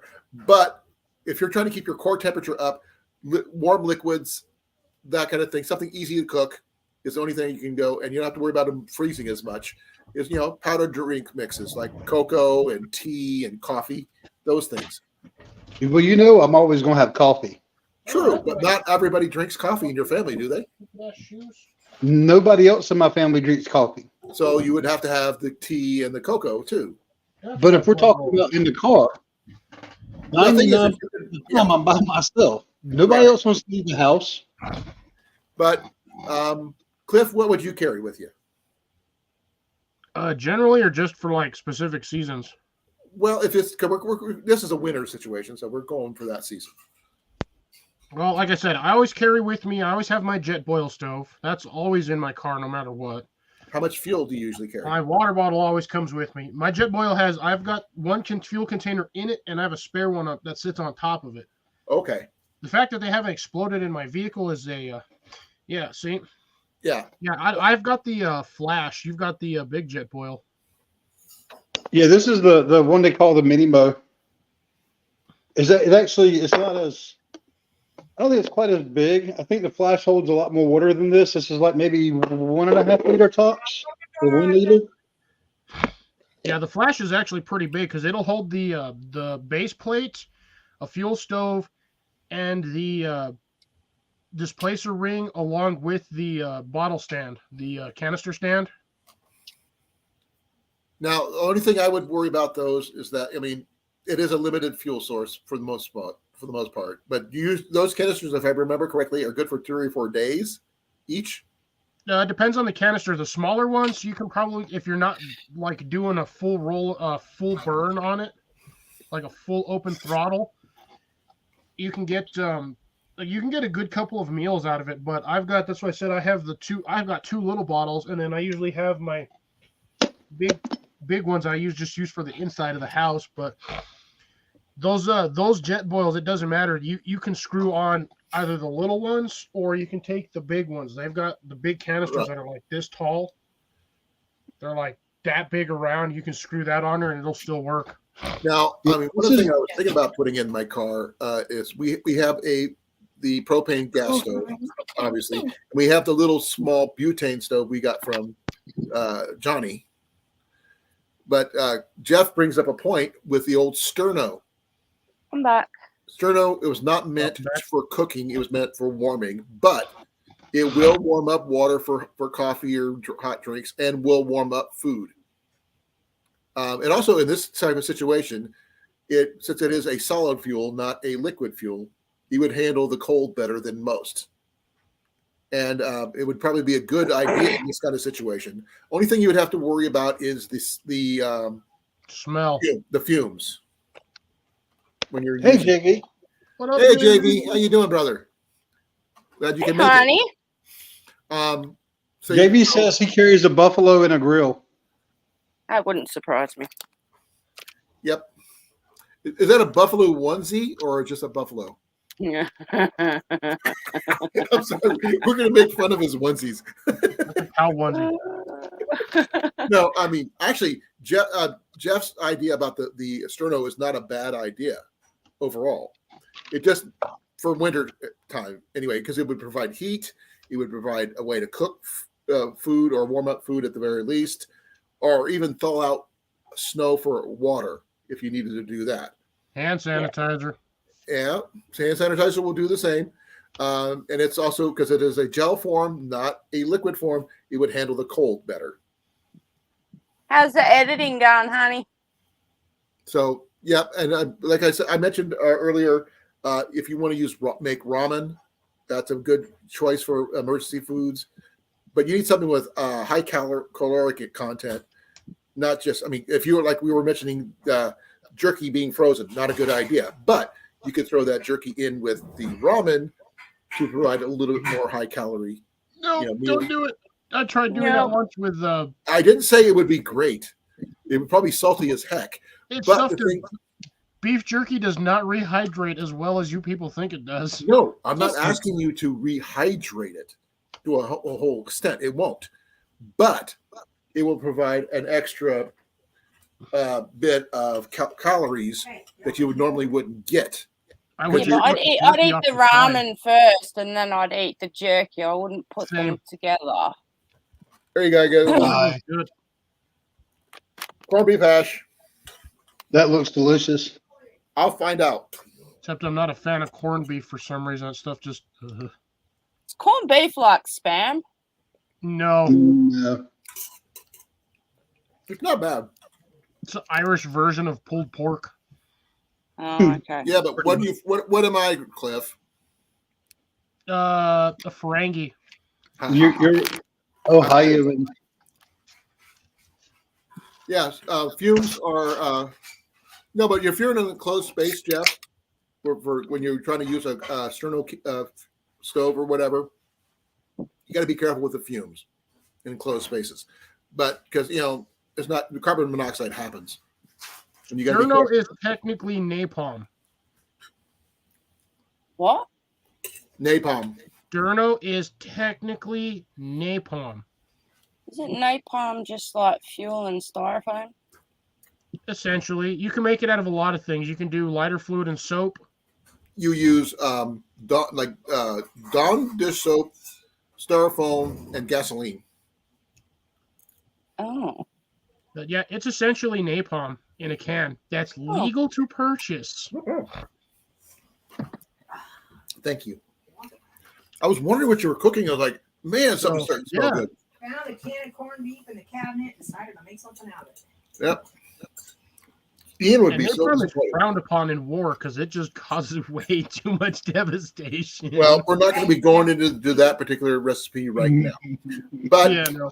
if we were talking about trying to keep ourselves warm in an emergency situation, the emergency blankets, like I showed you that Ian found, would be a must.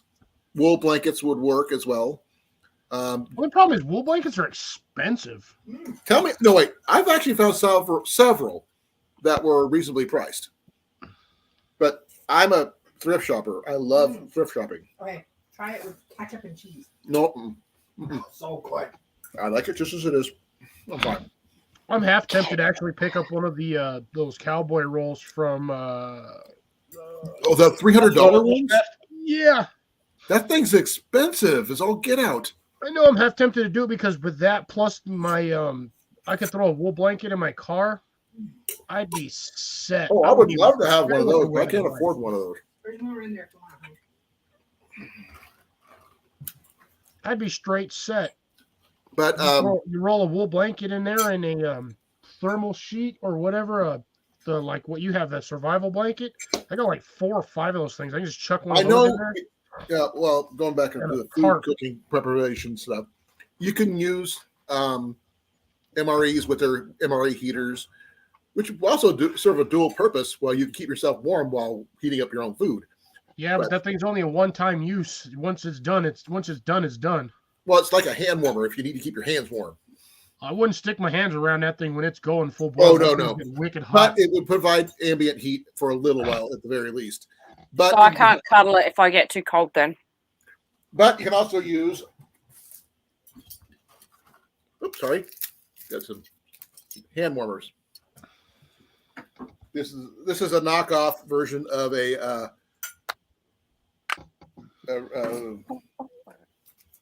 can't remember the name of the brand, but it's just you add your fuel, your lighter fuel, Zippo lighter fuel, and you'll keep your hands warm.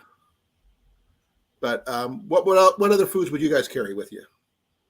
Tin Emma, food. I usually have Mountain House on me. Mountain House is expensive, but yeah, you can use it. It's good. That's Mountain House. It's a backpacking food, dehydrated Dehydrated, food, just out of hot water. dehydrated bagged meals. they're running about $9 to $12, depending on which one you get, depending on where you get it at. And my favorite one is the breakfast skillet, which makes amazing breakfast burritos. I always make sure to bring tortillas with me when I'm on the trail for something like that, because each meal serves 2 people, and that makes a lot of burritos. Ooh, a queen wool blanket. It's only $220. Hey, Cliff, do me a favor. Look up Goodwill.com and look at their online shop. Oh, right now I'm looking at the Self-Reliance Outfitters website. Are you okay, JV? You want a wool blanket? I'll make you one. He wants a wool blanket like that. I can always knit you one. JV wants a wool blanket? No, Jenny was asking you if you need a blanket. She can knit you a blanket. I don't do knit blankets, unfortunately. Jenny actually knitted a throw recently. This is the one I've been working on. And here's the one she made. I've got one somewhere. The pink one. Look at that. Jenny made this. How's that for cool? Yeah, and I'm going to use it. You go right ahead, honey. Now, this is the first time I've actually even touched it, to be honest. But it's enough to cover up your legs if you need it. But what other meals besides Mountain House would you take? Oh, let's see. Mountain House, you got your MREs. You have, oh, God. There are so many companies that do dehydrated meals now. It's not even funny. There's good-to-go meals. Honestly, man, just keep a can, like a can or 2 of raviolis or SpaghettiOs in the car. As long as they're out in the sun, you're good to go. I worry about SpaghettiOs or something like that because they don't always cook all the way through. Hey, trust me, Bruno, I don't taste good. I've eaten beefaroni cold. It's not that bad. I don't do beefaroni. Not very often, anyway. We were on face exercises. I mean, technically, if you really want to get fun with it and like creative, you could take like an old bouillon container. Colin knows what these are because I sent him a whole bunch of herbs in this one year. By the way, we need more. I know. I haven't had time to get more. I've already lost one of my plants. I kind of had to murder, so I've already lost one of my seasoning spices. But you fill this sucker with a cup with a rice, and throw about 2 or 3 toothpicks in there. That right there alone is enough for one person. Just the rice alone. That's roughly, I'd say, about a cup of rice. But the only problem with rice, yes, it's protein, but the carbohydrate level is not enough to really keep you warm.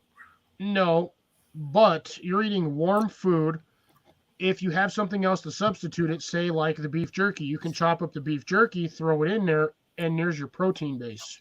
I said, the same thing for the ramen. Well, except for the amount of salt that's in ramen. And what I like to do with the rice is I get, just like you can get tuna in a pouch, you can get chicken in a pouch. Yep. Right. I get both. And what I do is I'll get the chicken, and for my backpacking meals, I'll do like a chicken and rice or a chicken and like instant mashed potato type thing. Oh, definitely mashed potatoes and mix that all together. And between that, and a lot of times I'll get some of the I'll get my hands on like freeze-dried veggies of some sort, like peas, carrots, peppers, onions, and throw that in for a little extra flavor and some of the nutrients from them as well. And make my own meals. I prefer to make my own meals versus buying like a Mountain House because I can better get the amount that I want. Right. So I like to make my own and take like the pouch chicken and just keep it in the pouch because it stays good. And as I start heating everything up, I just dump the chicken in there as well with the juice and everything. And even if I do ramen, I will actually ditch the little seasoning packet. Like you said, Colin, they can be real salty. And I'll just dump a pouch of the chicken into the ramen and let it flavor it that way. Right. Actually, what Cliff's got there, you got the little, you could probably parcel out the ramen packets to make them, smaller portions of the seasoning. Or one of the things that I found out from the local Dollar Tree is that they have little cheese packets you can buy for $1. They do. The Velveeta cheese packs, they're like $4 for like 3 packs. And the thing is, you can use that and just buy noodles, and you can make your own mac and cheese without having to use any milk. All you have to do is water to boil the noodles. That's it. And if you do it right, you can save the hot water for cleaning up everything afterwards. Is that the dry cheese packet, or is it like a creamy? Okay, They're talking about the actual cheese. Cool. And, you don't have to add any milk or butter or anything. It's just but they're in the sealed hermetically sealed bag. They're basically just a thick Mylar bag. You just cut the corner and pour it in and just make whatever. But I would suggest, if you want to make something a little bit tastier to go with that, add a little Parmesan. It makes a big difference when you make your mac and cheese. You add that on the trail. I mean, it doesn't take much to put some Parmesan in there. Yeah, whenever we order pizzas, especially if I don't go camping anytime soon, I will always pick up the little packets of Parmesan and the chili flakes, the crushed red pepper. I'll pick up. I like fresh Parmesan though. Like to take like a block of fresh Parmesan.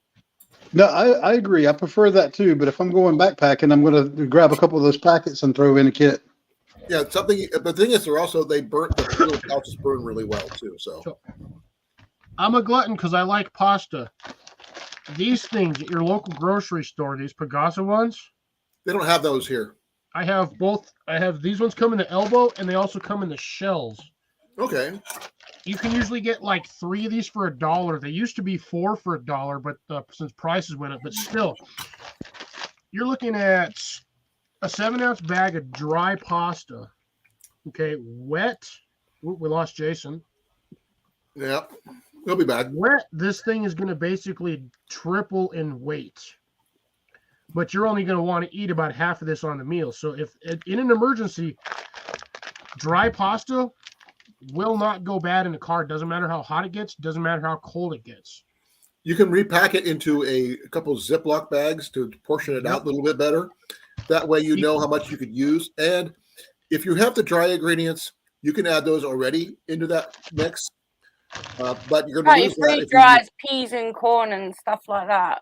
That you can add that into the mix. Right. And then always these things. Yep. That's pepper jack. I don't do the pepper jack, but I like the 3 cheese and the baby reds. I do. I just wanted to try this one because they don't normally have this flavor. I think Jenny might like that one. Yep, we got pepper jack, the Idaho potato ones. Welcome back, Joju. One of these full of rice. Take one of these with you. Show them the potatoes. One of those potatoes. Monterey pepper jack. That's a new one on me. I've never seen that one. I've not seen that flavor. I've got a bunch of the other Idaho ones, but I've not seen that one. I like the baby reds, and I like the home style. Because they had it, and I was just like, they don't normally the buttery have home this style is really good. They have the garlic and herb. They have the regular mash. You usually get the bacon cheddar ones. The 4 cheese. The 4 cheese. 4 cheese. There's the baby reds or the reds. Baby reds usually. They normally have like 5 or 6 different ones, but the pepper jack one, I was like, ooh, I have to try that one. And the thing is, Walmart has a version of the same thing, just add hot water. They do the same thing. A little less volume, but they still work. And those are very budget-friendly meals you can keep in your pack or keep in your car for this kind of situation to help keep your body burning calories. Actually, the real fun one is those cartons of dehydrated hash browns. Those work really well too. Good call. And since they're dry, they don't have to worry about being kept warm or cold or anything. And Grace brought those up to me. That's where this thing comes in handy. Normally I have salt and pepper in here, but I don't have any pepper packets because I don't normally eat a lot of pepper with my stuff. But when you have those hash browns, having a packet or 2 of pepper would be perfect. Yeah, see? Yeah. I literally have pepper at my desk at all times. I haven't seen those style of packages, AT, in forever. The ones with the little tube. Apparently I'm a heathen because I don't season any of the meat I eat. By the way, a good thing for seasoning is Mrs. Dash. is an awesome. Terrible, Amanda. Terrible. I like the taste of the meat. I don't want seasoning all over it. I don't want Yeah, you showed me that salt one on before, but that's your- habanero. man. I don't think I can handle that one. pepper or Where'd you get that anything. at, AT? There's like a little local. There's a store that sells a bunch of different stuff, and they Under had this the one blanket. there. But this one is made. The fact that I'm covered here, hon. This is out of Spokane, so not a North Carolina thing. Mac, here, right here. But I had to try it. It's Get out. really. It, That looks like it'd be a really good seasoning for lay like down. either potatoes or steak or something. Okay. for some pork chops. My foot warmer decided I didn't need the blanket. Mac decided you didn't need the blanket. I did not need the blanket because he said, I'm your foot warmer. You don't need it. He's laying on my feet right now. I like applesauce over my pork. Applesauce is kind of hard to I carry haven't on done the that. trail. Ooh. Cayenne pepper. Like literally all this stuff is right here at my desk when I do my lunches. Now, coming up with a list of stuff that we could carry with us in both an emergency situation and backpacking or / camping situation would be something we could consider and talk about together. And we can put a list that, it's inexpensive, easy to carry, lightweight, like backpackers carry. The good emergency rations to keep yourself, your family, and food, keep them in calories, keep them warm, because calories mean heat. Heat means your body core is going to stay warm. Yes, it is. See what Rob said? I agree with Rob. Applesauce is really good. I've heard about that. Yeah. By the way, he's a chef. It's been a hot minute since I've done applesauce with pork chops. I love making my own applesauce. The only thing that's going to be better with pork chops is cornbread. Well, I and that's forgot something else. Major ingredient for these things.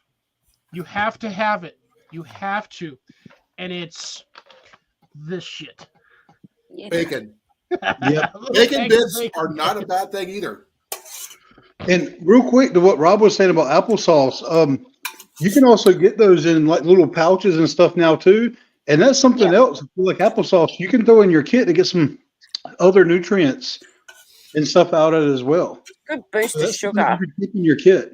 I'm good. One thing that I do when I'm on the trail, I actually do a little foraging when I'm on the trail. And I found wild edibles along the way. I'm too scared to do that because I can't. Like, there's so many mushrooms and stuff like that. Well, Some of them are like really obvious. You don't touch them, and then there's others that look like ones that you can eat. And knowing my luck, I'll probably eat one that I can't eat, and I'll die. Well, wild Randy, strawberries are always wild strawberries. I don't care who you are. Raspberries, blackberries, mulberries. Those ones are standard here in Iowa. Yeah, but she's in Australia and everything there will kill you. But remember, she's going to be coming to the States, and she's going to have to relearn her whole different Even the thing. grass. A lot of things are not going to kill you. Only some of the things are going to kill you. The funny thing is, though, we've got heaps of small things that will try and kill you and fluffy things, but over there you've got like bears, tigers, cougars, and everything else. But the thing is, there's some things that will kill you that are not normally predators, like moose. Yeah, I'm staying well away from moose. We actually had a moose sighting in New Mexico up at Sandy, which we haven't seen in over 50 years. There's been moose Really? sightings here in Iowa. We don't have them in North Carolina. I'd be happy if I only just got stoned, Molly, if I ate a mushroom I wasn't meant to, but knowing my luck, I'm not very lucky. You know what I mean? Back toads, just give them a lick. And Are you the don't know where cane you're gonna end toads? up. No, you got to be careful with what you eat. There's stuff here you can eat that you can look for, but most people don't think of. They have ginseng here. Bark. You have to have a license to get it, but you can find it here in Iowa. And that stuff is expensive if you're selling it. But It's funny. general too, 'cause foraging can stuff, buy you it go at the fishing, store. you can go hunting scrounging for food, for wild edibles and that kind of thing. But in the wintertime, you're not going to have that. You're going to have access to water through the snow. So you're always going to have water, as long as you have a way to melt it. Because you do not want to put snow in your mouth and try to eat it. It'll bring your core temperature way down way too fast. I don't even know if he does that, to be honest. Rob? David eats snow. Trust me, he's eating it. No, morale hunting. Oh, morale hunting? Mushrooms. That's an easy thing to do. Actually, it is. Thing is, even though I can't eat it, I know how to prepare it and all that stuff. I just can't be around it. I love mushrooms. Don't get me wrong. I love mushrooms, especially when they're fresh, and then I just peel it up. They'll peel the outside bit off, and I eat it. You can't do that with morels. Why not? You have to soak them because they're usually bug ridden. Do you know how many bugs you eat every time you put like salad? I'm sure there's a lot, but the thing is, if they're prepared properly, according to my dad growing up, he let them soak in salt water for about 5 or 6 hours, then rinse them off. Mushrooms. Then he would dip them in egg, dip them in flour, then fry them. I've seen them done that way. Trapper Jay's done them that way because he does it. Yep, I know about the permit you need for ginseng, but that's a wild edible. It's a possibility people got to look out for. But you generally wouldn't find them in the wintertime, though. That's going to be a little bit.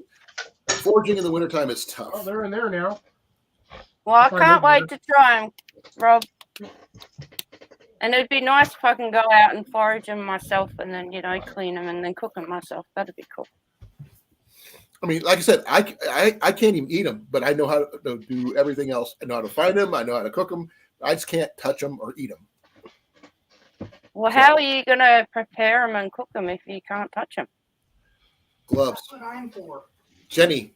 We'll need for her anyway. But the thing is, I know about all that. It's the way I grew up. Because, that's what we had. I got another one that nobody thinks about sticking in their bag. I'm slightly worried about Malto meal. Malto meal. Oh, that's a good one. what's Otherwise that? known as cream of wheat is a good one Also too. known as grits, but just not as thick. Also, quick oats, oatmeal packets. I love oatmeal. Jason, you know full well it's basically just grits, just smaller. AT, do you do the oatmeal packets? Not really. I'm not a big fan. I would in a situation. I love oatmeal. I don't like the hot cereal version of oatmeal. I prefer it more as like a cookie. But now grits, I do eat grits quite a bit. I do. I've done. Jenny's done multi-meal on a regular basis. I like cream of wheat, and I like oatmeal. I like Deb mashed potato. The mashed potatoes with the bacon bits, like Cliff said, that's a good quick meal in a pinch. Yeah, I'm not keen on bacon though. No, remember, this is different bacon than you're used to. This is an American bacon. Yeah, our bacon actually tastes like Australian bacon. bacon. Well, it doesn't taste like salt burn all the way down and give you severe indigestion. All you're doing is burping up acids. Nope. This stuff tastes way better. Yep. All bacon does for me. That's there. Remember, it's Australian bacon. Yeah, I know. I keep being told Australia has no taste. No, you do have taste, but you're down to your last taste bud. Yeah, I dare say I don't have taste. You don't like Jeff? You don't like grits? Why? I'm not a fan of grits. I like grits. Hominy is one thing I don't like, though. Hominy sucks. Never heard of it. It's basically It's corn, more or less the same as like grits. but it's made for corn. So is grits. Grits is corn. Yeah, That's why he was saying like multi-meal, and he was like basically grits. I'm like, no, because multi-meal is wheat. Yeah, multi-meal is wheat. I prefer that more than I do. That cream of wheat and multi-meal Still is like the the same same thing. way. Give me grits. Grits is corn, I'll eat grits all day When long. you cook them, they look almost identical. but they taste completely different. Shit tastes the same to me. I'm a fat guy. I don't care. I just eat it. Oh, I care. I have to care.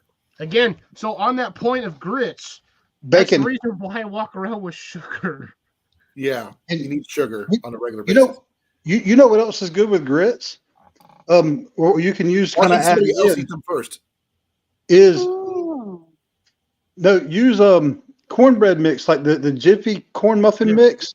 Love that stuff. And what I do is I'll take, so 1 part of the cornmeal mix, and then about double of that is grits. And I just kind of mix it in. So it's like 2 parts grit, 1 part cornmeal. And then I add that with 3 parts water. So 1 part grit, 3 parts water. So if I'm doing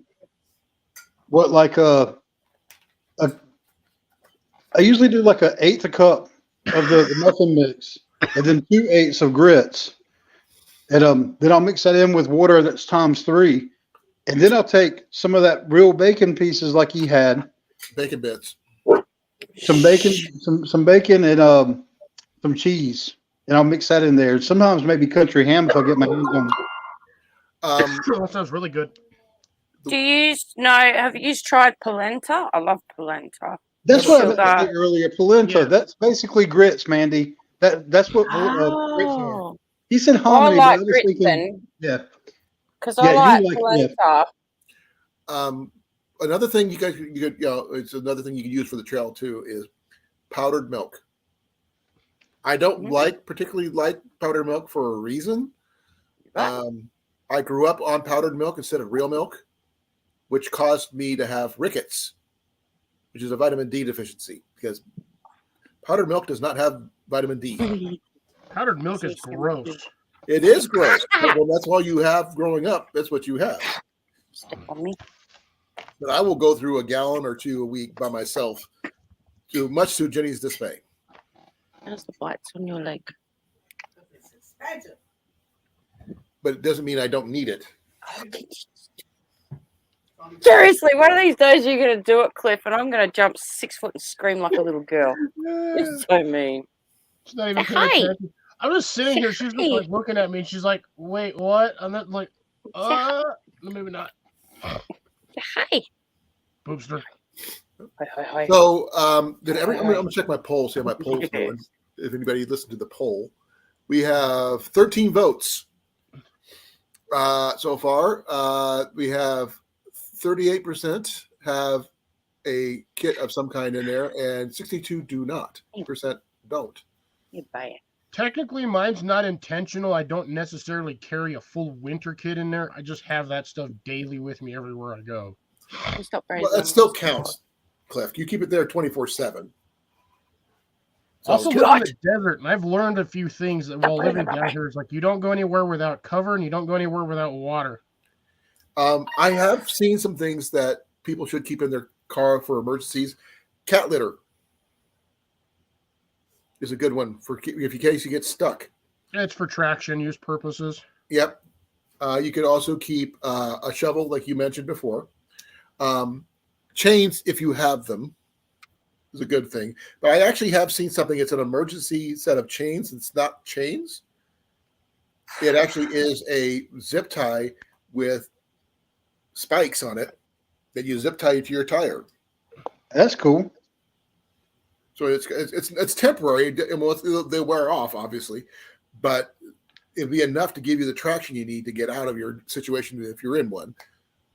Though I don't think the highway patrol would deem those as roadworthy enough to get you through the mountains up in Denver. But I have driven through Denver with the chains on a Dodge Colt before. I had to buy them. I had no choice. When I had my Chevy S10 when it was running, and that thing actually ate through 2 pairs of snow chains. Rob, when I was growing up, the powdered milk I had did not have vitamin D because I ended up with rickets growing up. So it maybe it'd been the type I got. I don't know. We didn't have a lot of real milk back then day. I think one of We these days kinda me grew and up Nate on are fresh gonna have dairy to have milk. our food off. What was that? What? You guys talked over each other. I couldn't hear you. Go, Amanda. I said we kind of grew up on fresh dairy milk. Oh, that's been really good. Fresh cream and all Unprocessed, that stuff. straight You make out of the butter. vat. You can make a whole bunch of stuff with that. Mhm. I have friends of mine who raise goats, and they do a lot of goat milk. Goat milk tastes like salty balls. It ain't nice. It I for hate goat pasteurized milk. and stuff. It probably does. But you got It does. I'm telling you, it does. It tastes like salty balls. It ain't freaking nice. Molly, rickets is a vitamin D deficiency, which causes bowing of the lower legs. So Amanda knows what salty balls taste like. Of course, I know what freaking salty balls taste like. So then, how do you refer it to as that? Then What do Anyways. you mean? it's an honest question. No, Molly, though the Well, lower legs obvious- of my. I'm trying to answer Molly's question. From my knees to my legs are bowed to the point where I'm about an inch shorter than I should be.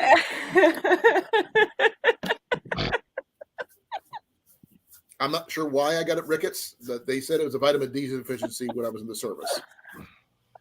Possibly. And the only thing I could think of that my mom mentioned was when I was in is that we drank nothing but powdered milk growing up. Don't laugh, J2. Don't laugh, whatever you do. Okay, Colin. Yes.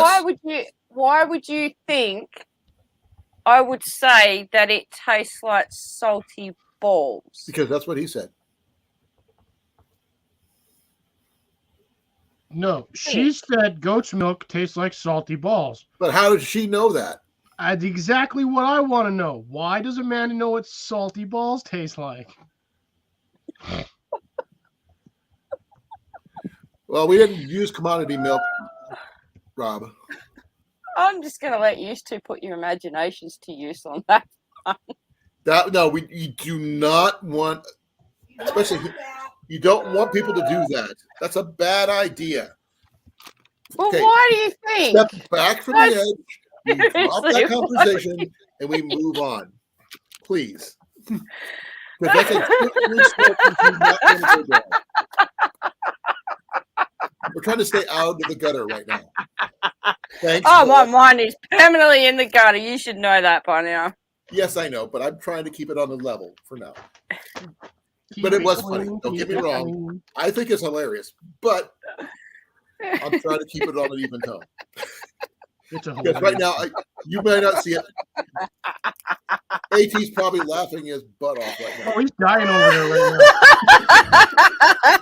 now. I'm on the floor. I'm literally on the floor. The only thing I gotta tell you is just breathe, Jason. Just breathe. I'm sorry. I'm sorry. That's perfectly fine. We're okay. I'm trying my best not to laugh my head off right now. Molly is rated G. G for good.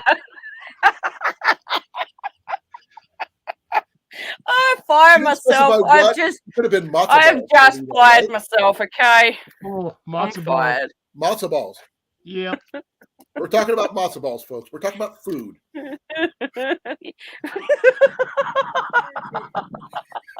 Or meatballs.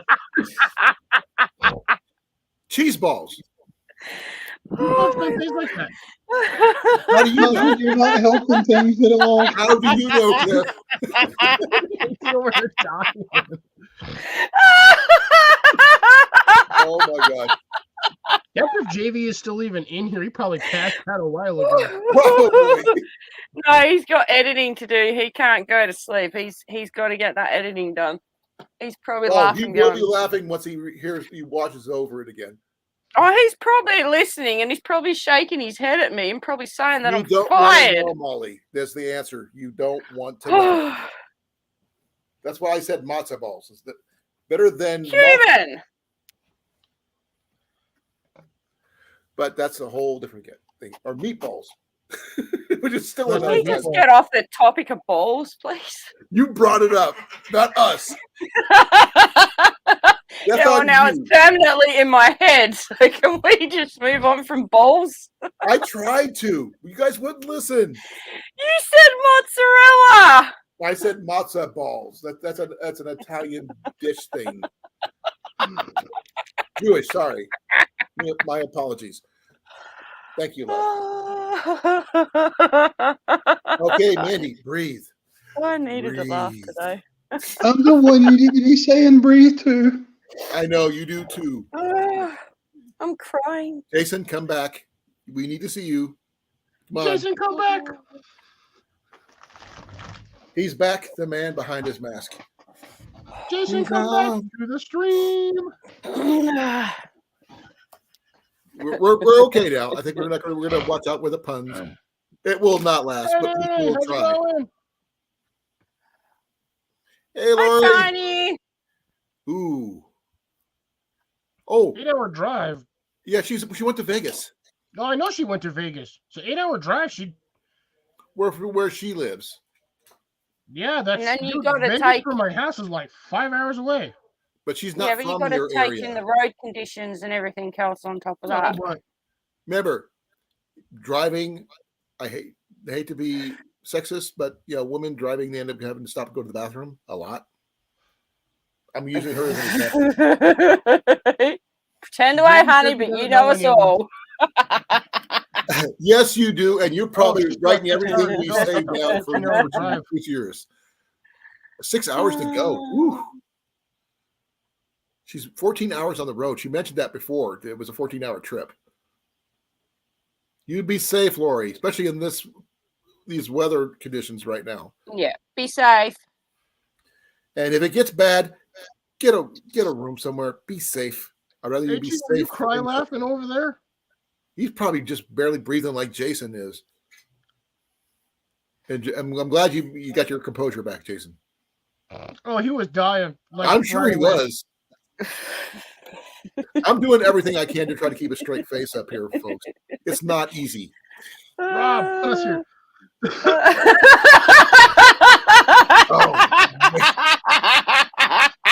Okay, give me a second here.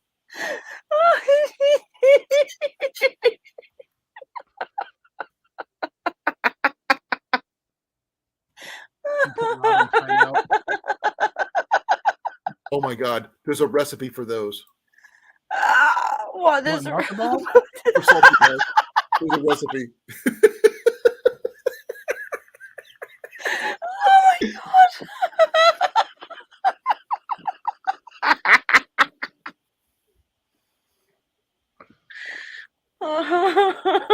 Now I'm curious.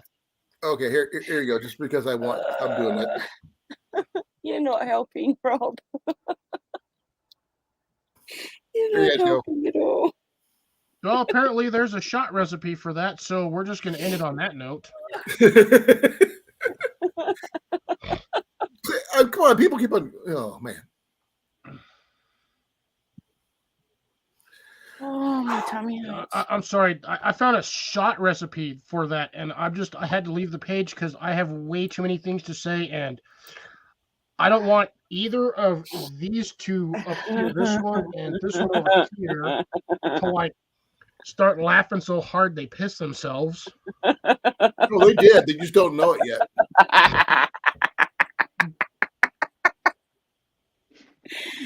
Oh my God. They have the South Park chef's salty ball recipe. Yeah, yeah, his dark chocolate salty balls. Yeah, there's actual recipe.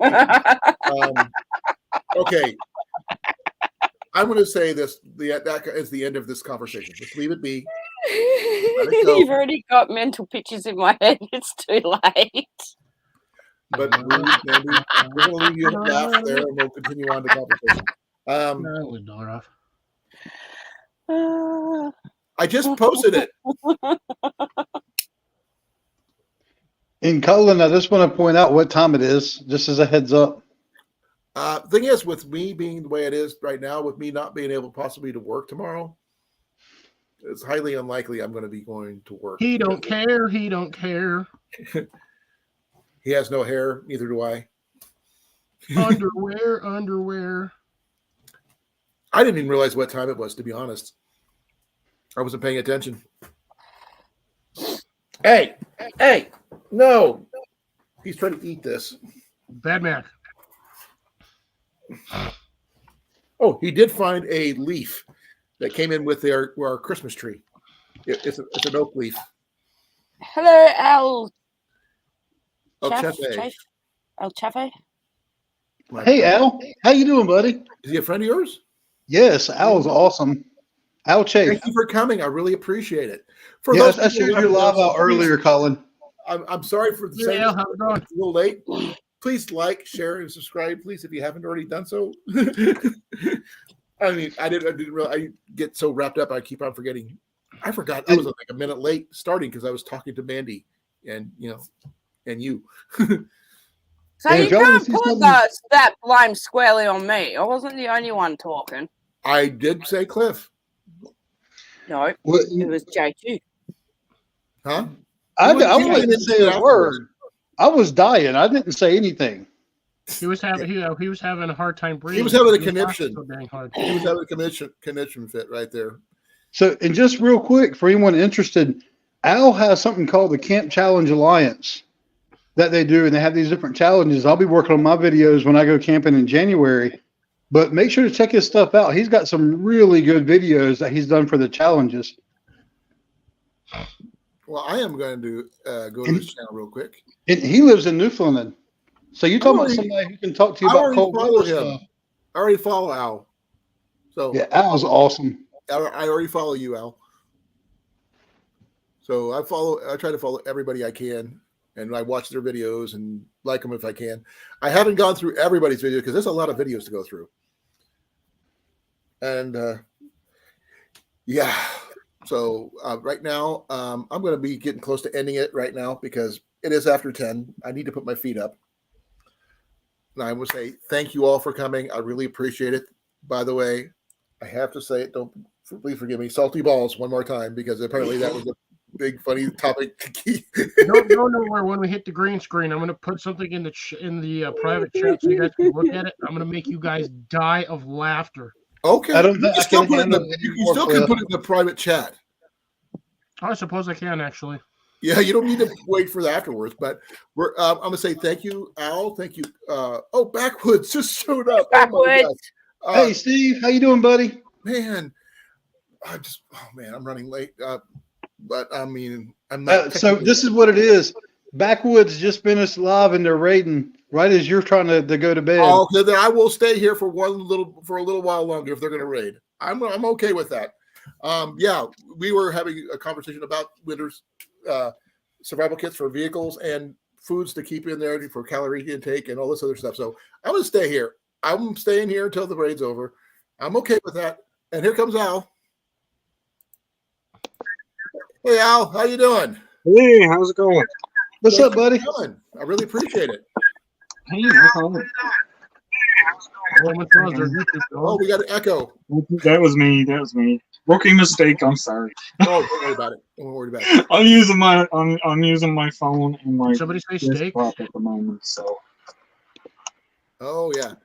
We were just doing a interesting conversation about winter survival since I'm in Iowa and we're going through a blizzard right now, so that's lot of fun. And oh wow, I got more people. Southwest, Hey, Jeff. Good to see you. Give me a second. I got to figure out how to. Oh, there he goes. There he is. Hey, Wow. sorry, I didn't mean to send them all over here when you're leaving. Don't worry about it. I can stay later. I already made allowances because I'm stuck at home due to a blizzard. Yeah. And I'm That's going what to be they off do. work today, and it's going to probably happen tomorrow too because it's when the blizzard's not going to be done until Saturday. Yeah. So How's everybody doing here? keep him warm for one. Good. And we had some really interesting conversations going on that Yeah.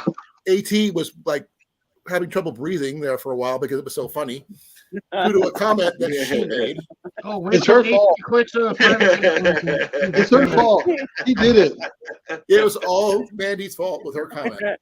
Then it was actually Cliff's fault for commenting on that.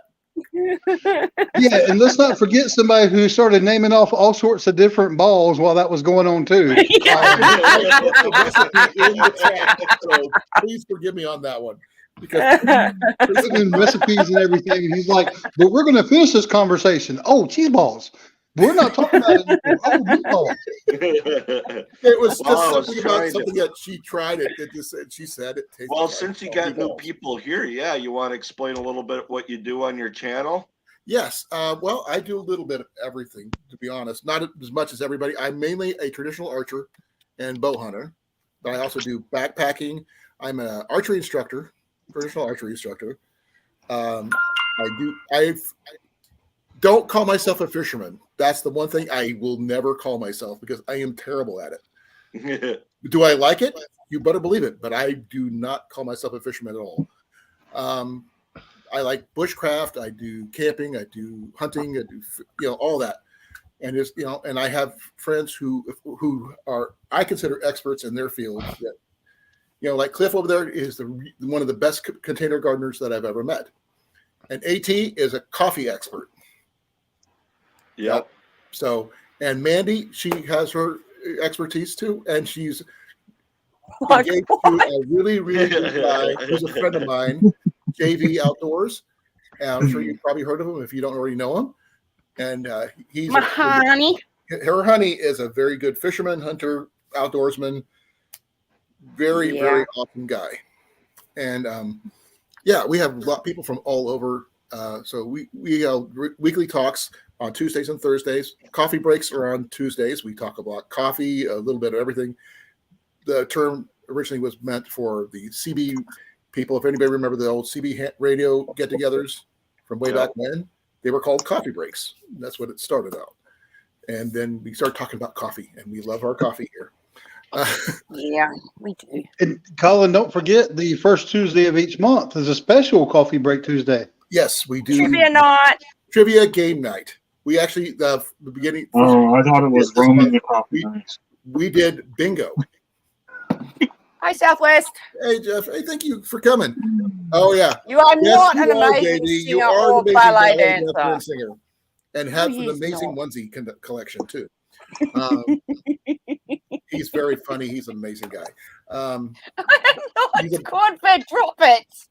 Oh, Rob, well, don't start this again. oh man, keep on laughing. It was just a comment about some food that she said it doesn't taste right. So, I can't remember what it was, but now it just sort of went. Goat milk. She said goat milk tastes I like salty do a balls. lot of stuff Now based everybody on- knows about it. So if you have any questions about backpacking things that are happening in Iowa, I'm your guy. I've had goat's milk before, but I think once if I keep drinking it, I'll probably get used to it. But it's just a little flat to me. What Can.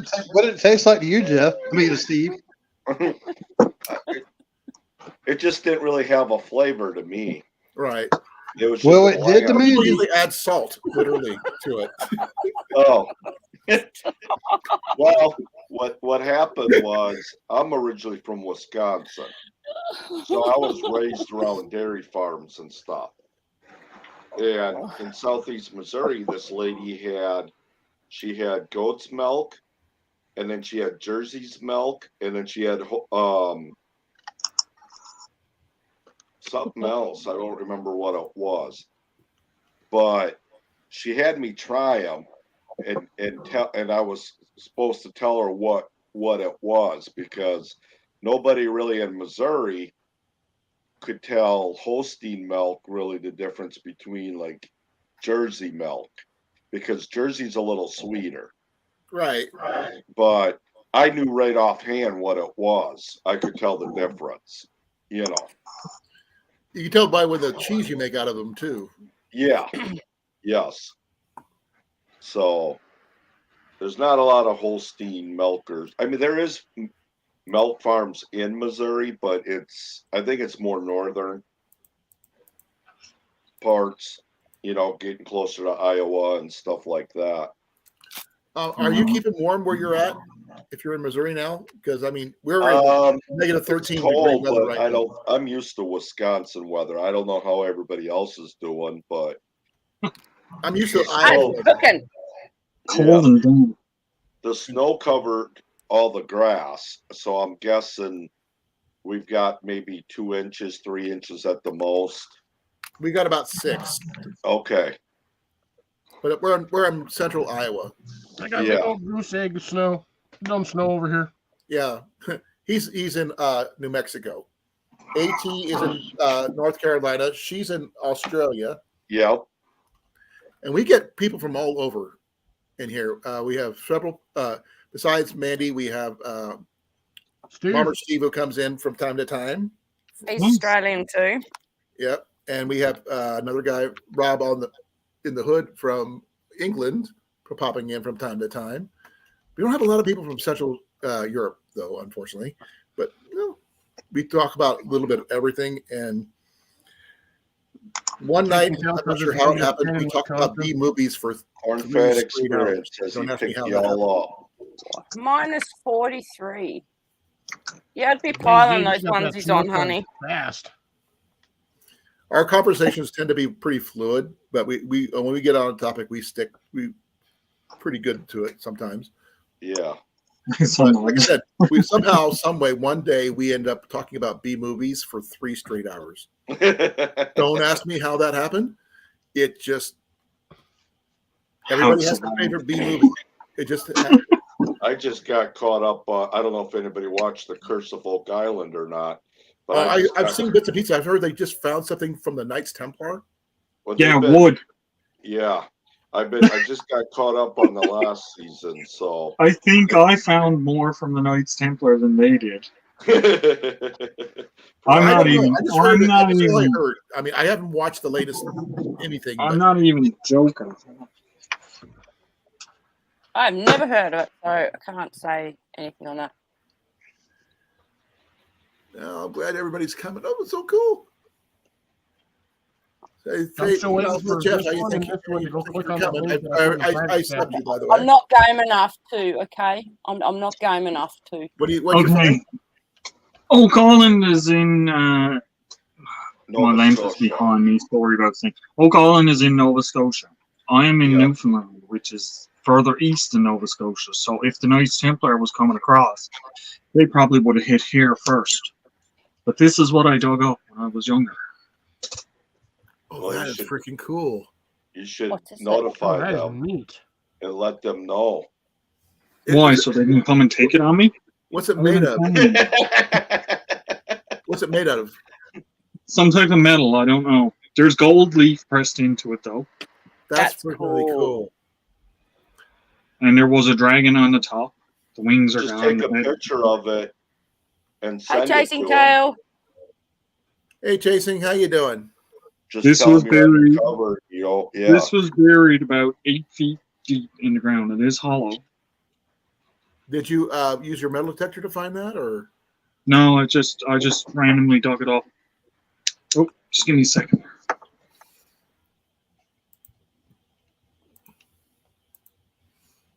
Good. That's pretty cool. My boy found a 2,000 to 3,000 year old spearhead at a local park here in Iowa,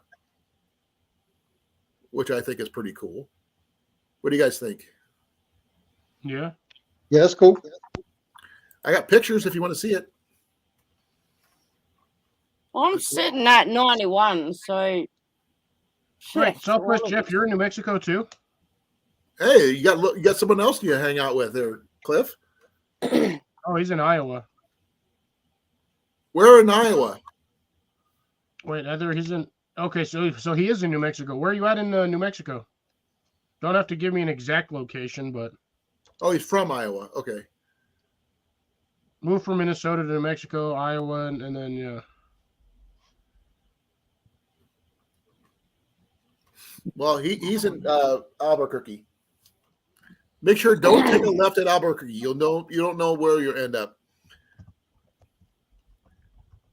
But by the way, Cliff, Ian made a Albuquerque joke unintentionally. So Jeff's also in Albuquerque. Oh, cool! You guys can hang out. He's in Albuquerque as well. That's pretty cool. I got my tent ready to go, Rob. I want to go ice fishing. I know that JB wants to go, but he's got a powered auger. All I've got is the hand crank auger.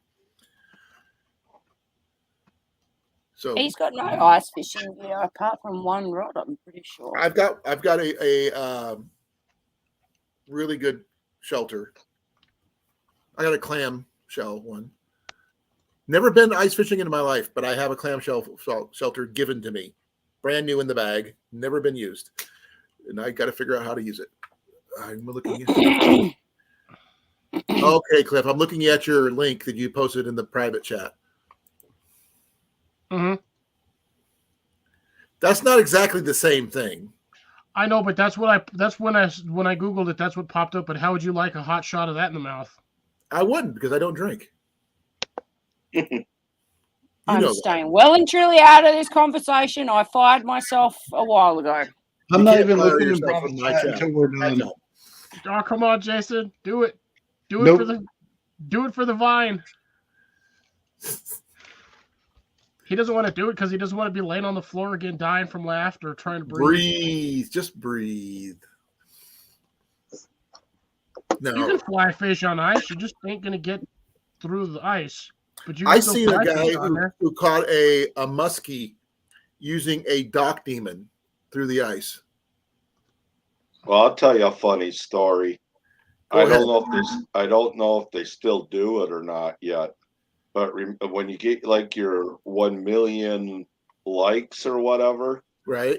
YouTube would send you that little silver medallion. You're right. Yeah. This guy made a muskie bait out of that, and he actually caught a muskie. Oh, that's cool. Yeah. Out of the Hey, Jeff, thank you for coming.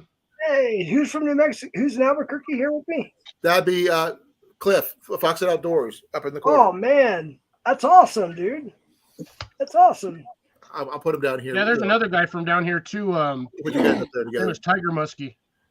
Oh yeah, yeah. I met a couple too. I think they're called the American Filipino Farmer or something. They're in Alamogordo, New Mexico. Too far for me. Yeah, I wanted to get your link so I can sub to you. Is it in the comment or in the regular chat? Oh, give me a second. I'll throw it in there. All right. Yeah, I just subbed to you, Colin. I think this is your channel. Am I right? This is my channel. Thank you for coming. I really appreciate it. We talk about a little bit of everything, depending on our moods. But today, we started off about cold weather gear for your car because I'm going through a blizzard and sub-zero temperatures at the moment. So I'll be right back, guys. We're negative 13 here in Iowa. So. There's mine. All right, Steve. Yes, I gotta Steve, get some I'm more water. ready. Oh, he's going for a walk. Yeah, I'll be right back. All right, Okay, buddy. be safe. No, we talk about various topics from day to day. Tuesdays, we generally talk about coffee and other topics similar, exception of the first Tuesday of the month. Of each month, we do a trivia / game night. And this month, we actually did bingo. Okay. Which is cool. Which is really interesting. We never did a bingo before because I have an old school bingo roller that I use. So that's totally random, and except that we've got a lot of G's last time. I don't understand how that happened, but no, I literally a lot of G's in a row. It's really fun. We've done mass trivia. We've done random trivia. It's really cool. Ask them; they can tell you. Cliff's been, a part of it once in a while because Cliff usually doesn't show up on Tuesdays because he's got other duties he does. So I'm usually pestering Jesse and Russell. But you have been in from some time. But thank you for following me. I greatly appreciate it. I followed you as well. Oh, I appreciate it. Yep. I check everybody who comes in and just because I want to check out your content, that kind of thing. Yeah. But, well, can I explain just a little bit? Sure. I was just on me and Steve were on the Misfit channel there. So I was catching child predators, and YouTube started removing my videos, so my catch videos. So those are no longer there. I'm gonna have to put them on Rumble. So basically, what I got is live panels like this, and a lot of concert footage or just random stuff, rattlesnakes, just whatever, So my actual CPNI is kind of on hiatus at the moment because of the new TOS, but that's actually what the channel was mainly for. But they're all gone because they call it bullying and harassing, even though the cops work alongside us. I understand completely, but we try to be neutral as possible on my channel. We don't talk about politics or religion because those are hot button topics that get people riled. Yeah. And I don't like that because we're allowed to have our own differences. We're not Yep. going to try to talk over anybody. Everybody has the right to believe what they believe. And yeah, we're going to go leave it at that. Yep, I get you. But I've tried that too on my channel a couple of times. But when we have these long panels, sometimes 3, 4, 5. I used to have a lot of panels, 5, 6, 7 hours long. It was going to come up at some time, either in the chat or on panel. Somebody said, well, what do you think about this and this, that, and the third or whatever? I was like, or what do you think about the guy in the white? You know what I mean? And there we are. We try to we police ourselves. Yeah. If you notice, I have a lot of moderators in here for a reason. Mm-hmm. And so do I. Because we are we police ourselves because like I said, I've seen too many big channels that just are totally nuts. Like our community, mine. Well, not necessarily, not just you. I mean, I've seen bigger channels. I mean, huge channels that have thousands of people in the chat. You can't keep track of that kind of thing. I mean, we're a smaller channel. I don't have a problem with that. I haven't been monetized very long, but I am. It took me a while to get there, but I am. And I have some really cool people here, and we try to learn from each other. Mm-hmm. And go ahead. Oh, I was just gonna say, if anybody's ever been in my channel, I have a small channel. It's only like 1,500, but even when I had like a couple hundred, I had hundreds of people at times in my chat. It's a very busy community. Now I don't have that much now with more numbers, unless we have what's called a live catch, is what we call it, or a live interview. They know what that means. That means we are live. We are busting a predator. You know what I mean? So and when that happens, easily 1,000 or 2 in the chats can happen. Regular, like a panel like this, I've been averaging around maybe 70 to 100-ish, give or take. I don't think I can handle that many people. And that's why I have so many mods. But also people troll each other a lot. And I know there's probably one of the little tabloids coming here clipping me on this one because they like to make videos, but we troll each other, and I'm not really into that. I'm 47. I'm kind of older, and some of these are younger, and they like to, you know what I mean, get a little feisty. And to them, it's free speech, though. It's free speech. I was like, I know, but can we not use the F word so much, or maybe not say that word so much? But I say that, they just say it 10 times more. So I just kind of like, That's why we're trying to keep it recently, because we actually sometimes we do get some younger folks in here that are trying to learn about some of the stuff that we teach, whether it be archery, trapping, gardening, hunting, fishing, you name it. And we try to keep it civil. Yeah. And to me, I mean, I'm prior service, and that's the way I was raised. And I figured it's the best way to treat people. Just try to keep it on an even keel, not too over the top. Definitely keeping the cussing down. Though we do have some fun with some certain words. So just like today, which is a little bit, we went over the top for us anyway. Yeah. And it was just a simple comment from Mandy. Stop blaming me! I don't know if you guys saw that flashlight. You brought up the goat milk. Love you, Mandy. Love you too. You were saying? Oh, I was just saying, Al just did a video on a flashlight that looked pretty interesting. Oh, talk to Cliff. Cliff is very big on O lights, and he's really good on flashlights at the wazoo over here. He's really good about the flashlights. What was that flashlight that you did, Al? What's it called? That was a headlamp by some Belta, some Bliza. I'm after hearing it pronounced a dozen different ways. I called it some Belta. I'm really into O lights too. I haven't gotten one yet. I've got one from. I got this one from Cliff. Okay. We'll see you next time, Chasing Tail. Take care. I have like 5 within reach. Later, Chasing Tail. Be well, Jason. Cliff is also 9. I just Cliff like the is also hookup really the way, good at making those bracelets out of paracord too. Yeah. Cliff makes these too. Okay. Every once in a while. Sorry, Steve. Oh, He's you're really, okay. really good at it. I was just gonna say the reason why I like Olites is I just like the way they charge their products. So easy. Mine's a simple AAA battery, but Okay. he's got one that he gave me another one, which I gave to my boy, which is chargeable. Yep. So, which That's is why really, I really like nice. That's why I like Olites. They're so easy to charge. Yeah. Sorry. Oh, That's a magnetic charger, though, isn't it? Yes.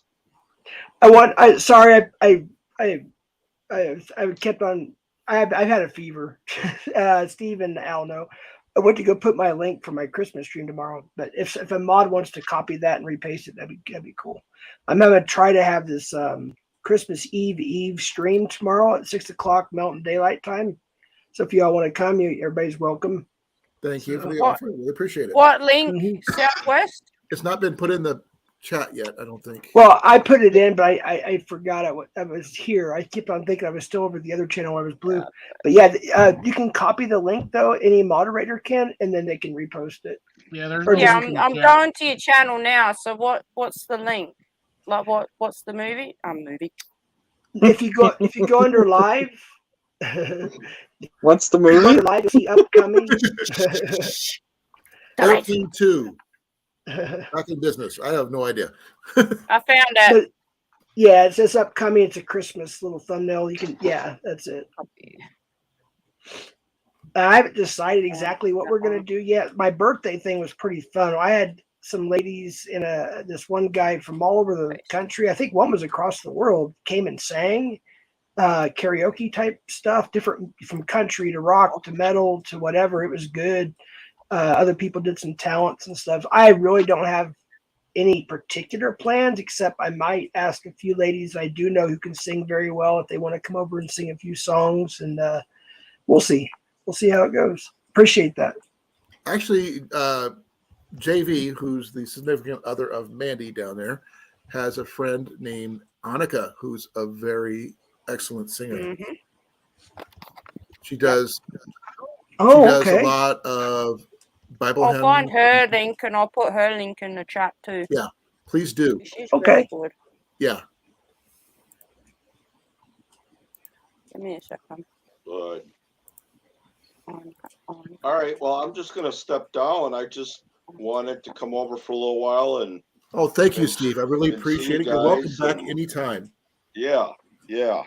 I'd like to hear more about what you got to say and learn from you, because I love learning about other things. I'm mainly a traditional archer when it comes to outdoor stuff, but I love bushcraft stuff like I do flint and steel over ferrule rods. Yeah.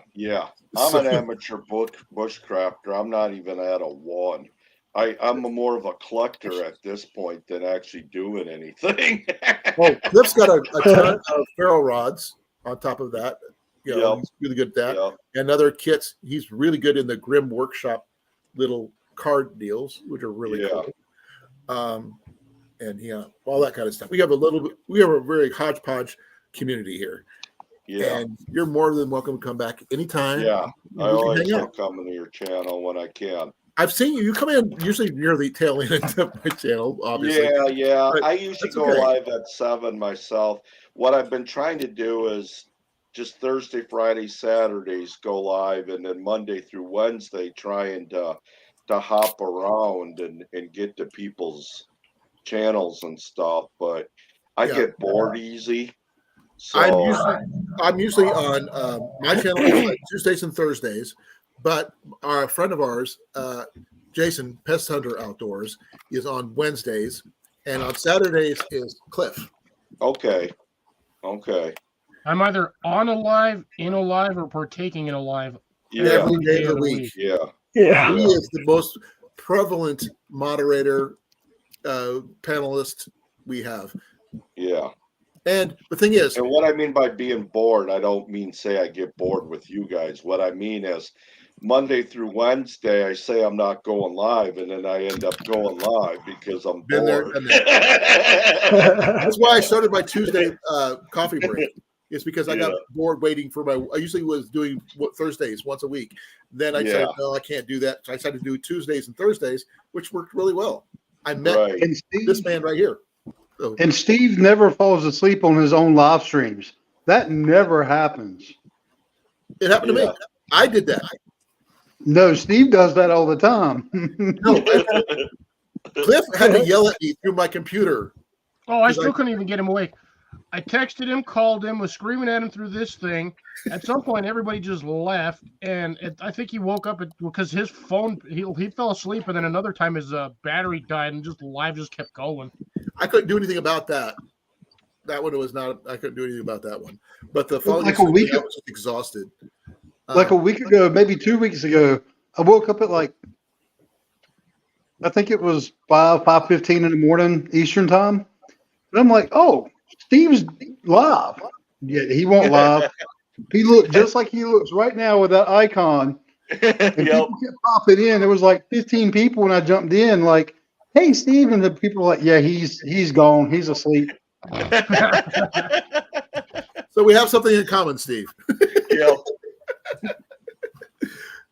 Yeah, I mean, we could discuss it. I mean, we got other things we can do and everything else. We like I said, we try to go random generally, but if we want a topic we're really passionate about, we will talk about it to death, pretty much. Yeah.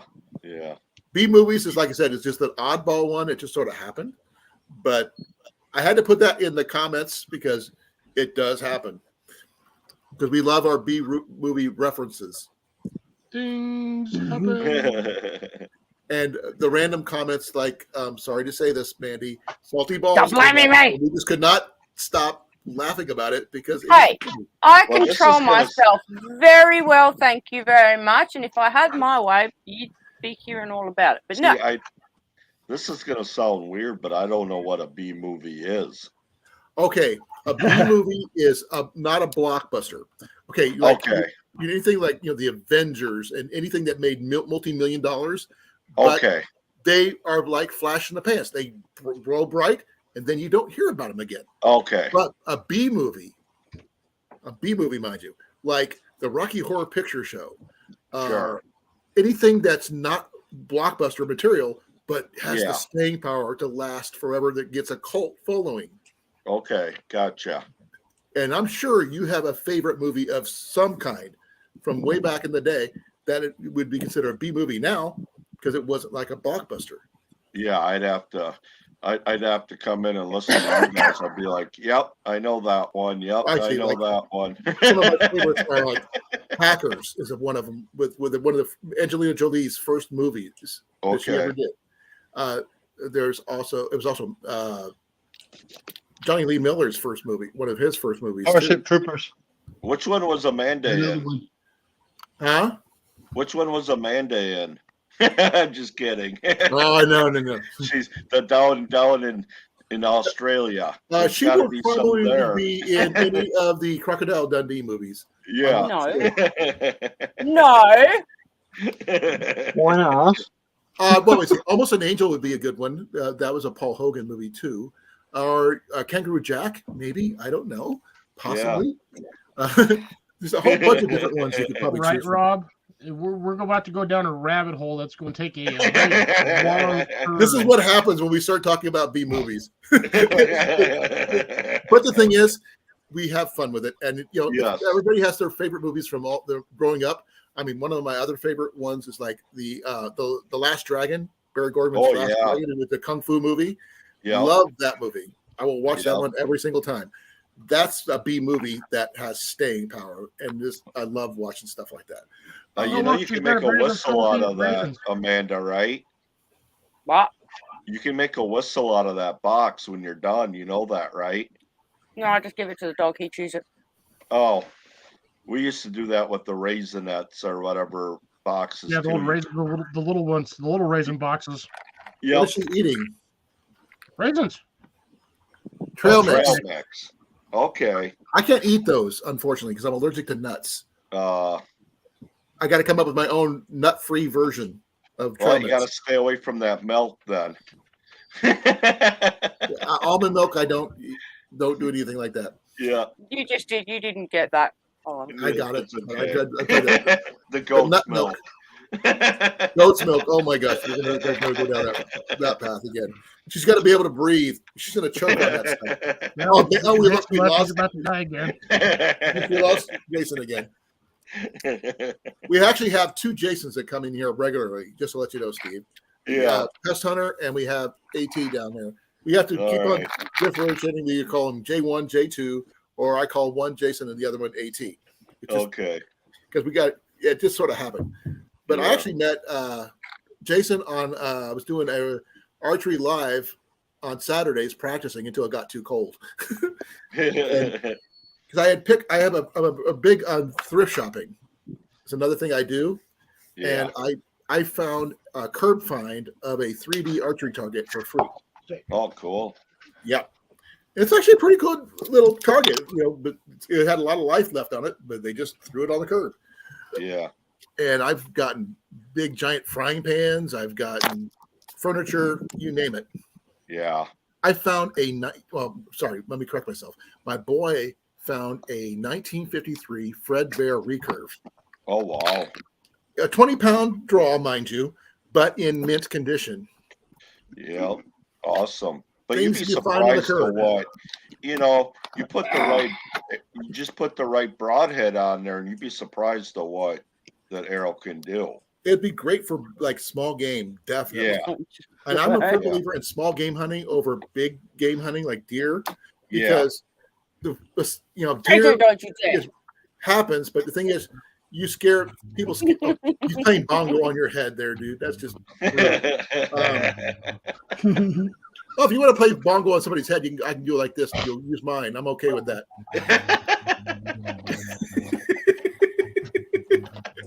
I got plenty of it. I don't know how it goes, but but the thing is, I prefer like rabbits, squirrels, and stuff like that using my bow or maybe a rifle or something to get small game, because that'll put food on your pot a lot more quicker than a deer would. Yeah, I would. But it doesn't have the staying power as it would a venison would, but it would still put food on your table. Yeah, yeah. Well, even a small deer, you could still probably like a yearling or something. You probably could take down though if you had to, is what I'm saying. Right, but the thing is, I mean, like I said, I fish, but I am never will call myself a fisherman.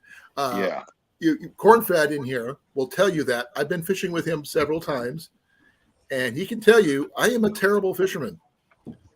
I literally, when I go bass fishing, my biggest fish is usually about that big. But it's still a fish, though, Colin. So you got to keep it on the hook to go throw it back to catch a bigger one, then, huh? Well, I mean, I get lucky every once in a while and catch bigger fish, but that's not on purpose. Right. You're not a fisherman unless you try to catch what you're trying to catch on purpose. Right. And I can't do that. Yeah. So I don't call myself a fisherman. I got a guy who fishes. I love to fish. I'm just not a fisherman. I actually have a T-shirt my wife got me called "Half Archer, Half Hunter, Half Fisherman," or something like that. But it's wrong. I don't fish very well. Yeah. I want to learn how to bow fish. That would give me something I could do, because I'm actually really good with that'd be bow. a lot of fun. Yeah, definitely. Yeah, if you want to talk about, I've always wanted to do that. If you ever want to talk about archery and traditional bows and stuff like that, I am your guy. I'm good at that. I have a really good collection of different bows. Now I've given away bows on my channel a couple times. So that's all right, you guys. So I'm gonna drop down, and you guys have a great night. Merry Christmas to everybody. Merry Christmas to you as well, brother. Thank you for coming. Merry Christmas, Steve. Take care. Merry Christmas, Steve. All right, hey, brother. Y'all have a good night. Be well. Be You safe. too. Thanks, Steve. Yep. All right. Bye-bye. Bye-bye. So you can see we talk about a little bit of everything here. You never know what we're going to talk about, because that's the way I like it. And the thing is, I mean, I'm a little later than usual. I actually used to do 6-hour lives. Yeah. Believe me. Ask this guy. He can tell you. Yep, he's done it on a regular basis. That's how I got my hours in. It was not easy, but but it just, I love talking to people, and and I love learning from these guys. I mean, I learned everything I know about gardening from this guy. Yeah. And I'm still learning. I'm terrible at gardening, but I still try. I'm on my 3rd year and I'm still learning a lot. But you make your own mulch, dude. More or less. I'm also You trying to told make me my you own did. compost, but we'll see how that works out next year. Yeah. But I mean, I don't know how to do that. All right, guys, I'm gonna take off too. I gotta head to bed. I think we're gonna All right. It's after 1 a.m. Me too. We're See gonna you start later, winding things. Al. Take care, Al. See ya. Good night, Thank you for everyone. coming, guys. Really appreciate it. Yeah, Al. See ya. Bye, Al. Thank you for I coming. missed you already. Love you, You Al. can't miss me. Yes, we can miss you. It's our right to. You can eat Good me night, next time everyone. your aim improves. I'll see you tomorrow, Al. Happy holidays. You too. Okay. Now, yep. Our topics are starting to wind down, folks, and I am getting tired. I still need to put my feet up because I have swelling of the legs and stuff. So I'm going to cut it off here and say thank you, Mandy. Thank you, Cliff.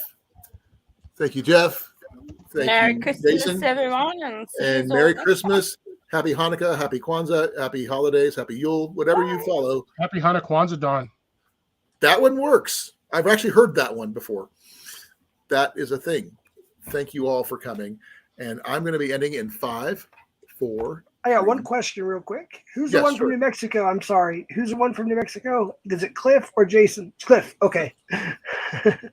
Foxhead Thank you. Outdoors is his name. Gotcha. I got it. All right. Thank you so much. Merry Christmas. And you guys have Merry a good one. Christmas. In Take care. 5, 4, 3, 2.